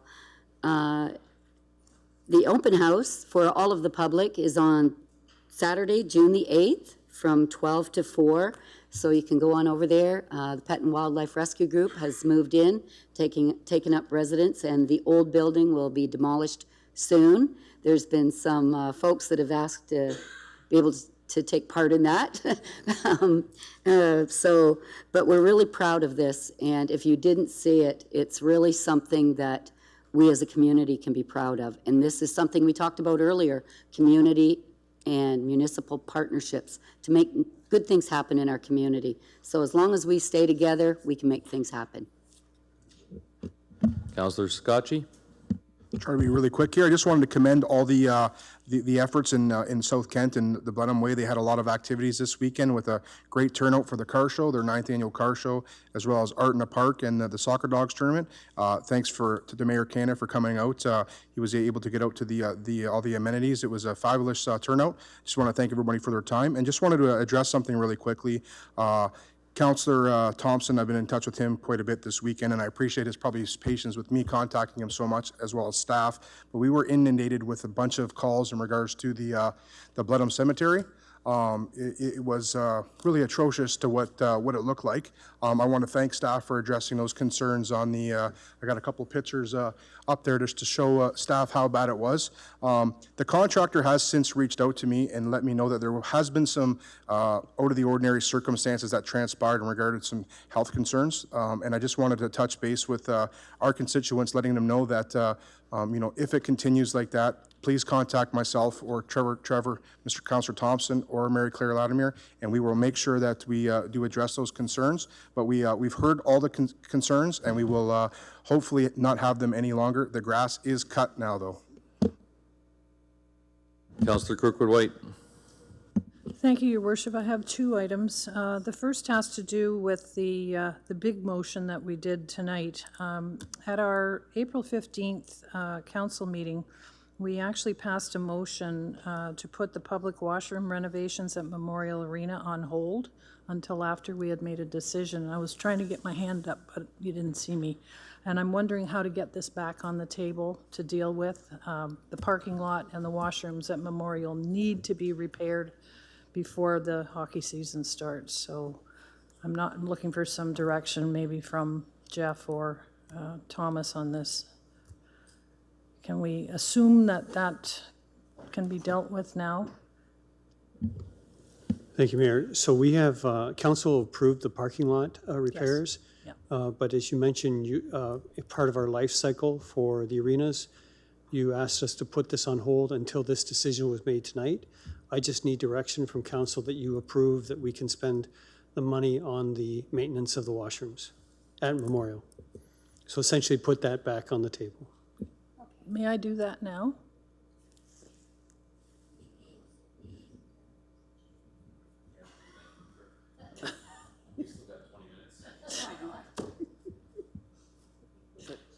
I'll also move that we put it back. Okay. So we need the exact wording on that. Renovation, okay, but she's way ahead of us here. Okay, seconded by Councillor Latimer. Sure, I'll second that. Any questions? Seeing none, we'll put it to vote.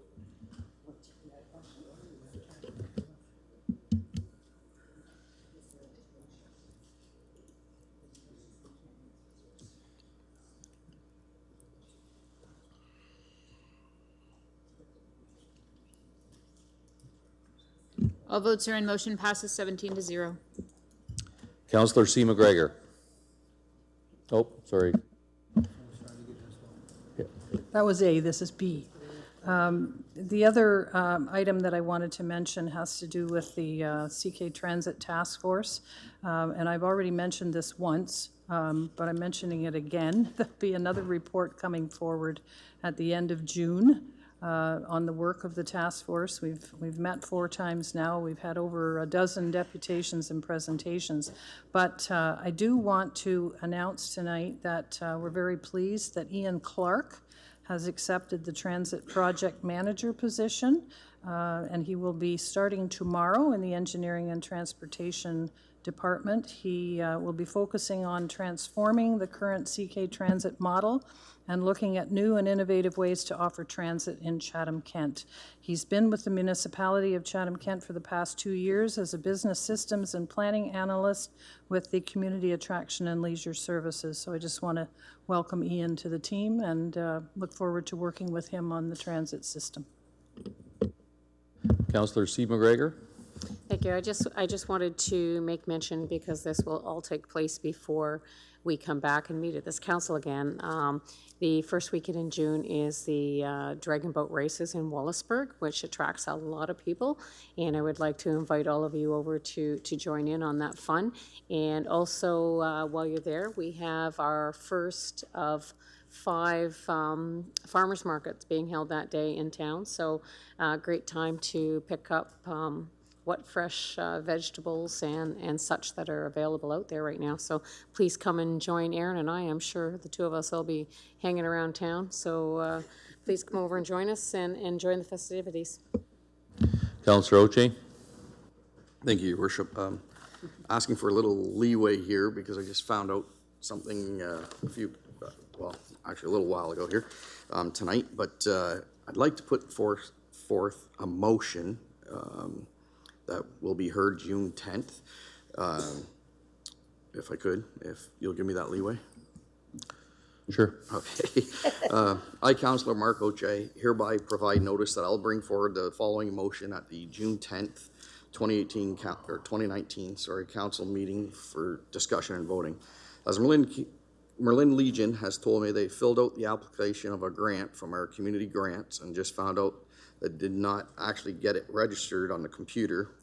We're not sure how this happened. As Amy has told me, they cannot see it on the computer at all. I'm taking the Legion's word on this and would ask that we give them $2,500 from the 387 Community Development Fund. Okay, Councillor Thompson, followed by Councillor Latimer. Thank you very much. It is in relation to Councillor Sakachi's concerns. I want to speak to it then, but that's not a big deal. Respectfully, I don't hold Councillor Sakachi's viewpoints on the grass cutting, so I'm not going to make a motion or anything. I'm just curious as to what is the process for revoking a contractor who, in our estimation, isn't living up to the terms of their contract?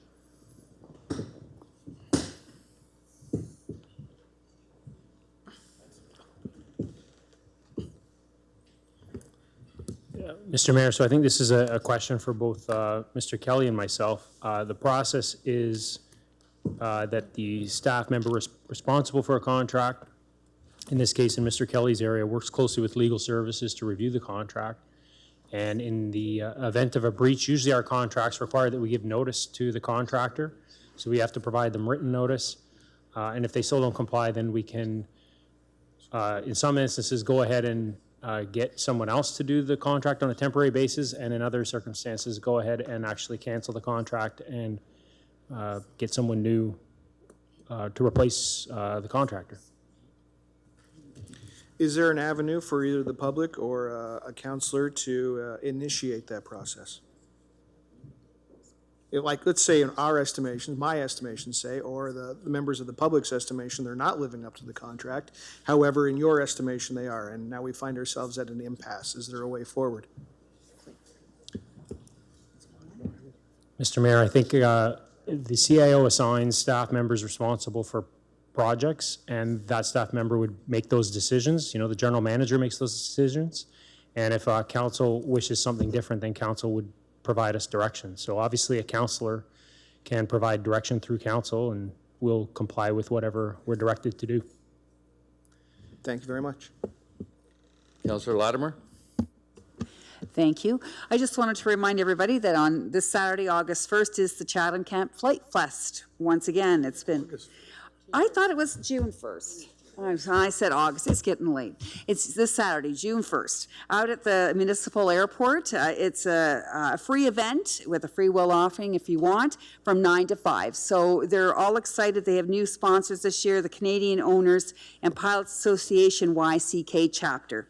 So if you have a minute, head out and have some fun. Councillor Hall. Very, very quickly, Councillor McGregor talked about Saturday in Wallaceburg. I want to mention an event on Sunday. The Wallaceburg Concert Band will be in Crowthers Park for a free outdoor concert. It'll start at 2 p.m. So anyone on council, please feel free to come on out, or anyone in the community, come on out to Crowthers Park, Sunday, June 2nd at 2 p.m. Okay, I did end up skipping over item 20, approval of communication items. Got a motion to approve? Councillor Latimer, seconded by Councillor Harrigan. Any questions? Anything? Any items you want to pull out? Councillor Foss. Thank you, Your Worship. There's a resolution there from the Ontario Good Roads people, and notice supporting it by the community of Petrolia that we encourage Roma and Ontario Good Roads to combine their conferences. It used to be joined together. They split it a couple of years ago. It adds additional burden on the municipalities because they're sending people to 2 conferences when they could do it on one. At the general meeting last February, the floor supported it unanimously, but I feel that a letter of support from this municipality to Roma and Ontario Good Roads that we support that resolution. So. Don, you'll do that? Happy to comply, Your Worship. If that's the direction of council, I'll make sure that that's noted in the report, that council would recommend that we combine again. Okay, so do I have a seconder for that? Councillor Crew, any questions? All in favor? Do we need an electronic vote on this one? All right, just want to check. Opposed? Carried. Any other items from the communication? Can I get a motion? Do we have a motion? And any other questions? Seeing none, we'll put it to vote. All in favor? Opposed? Carried. Reading the bylaw, first and second reading. Councillor Solomon, seconded by Councillor Oche. All in favor? Opposed? Third and final reading. Councillor Solomon. Oh. Seconded by Councillor Wright. All in favor? Opposed? Carried. Item 23, resolution, council in closed session and adjournment. I happily move that the Chatham-Kent Council adjourn to its next meeting to be held Monday, June 10th, 2019, and the Chatham-Kent Council authorize itself to meet in closed session on that day to discuss any matters permitted by the Municipal Act. Seconded by Councillor Latimer. All in favor? Opposed? It's a wrap.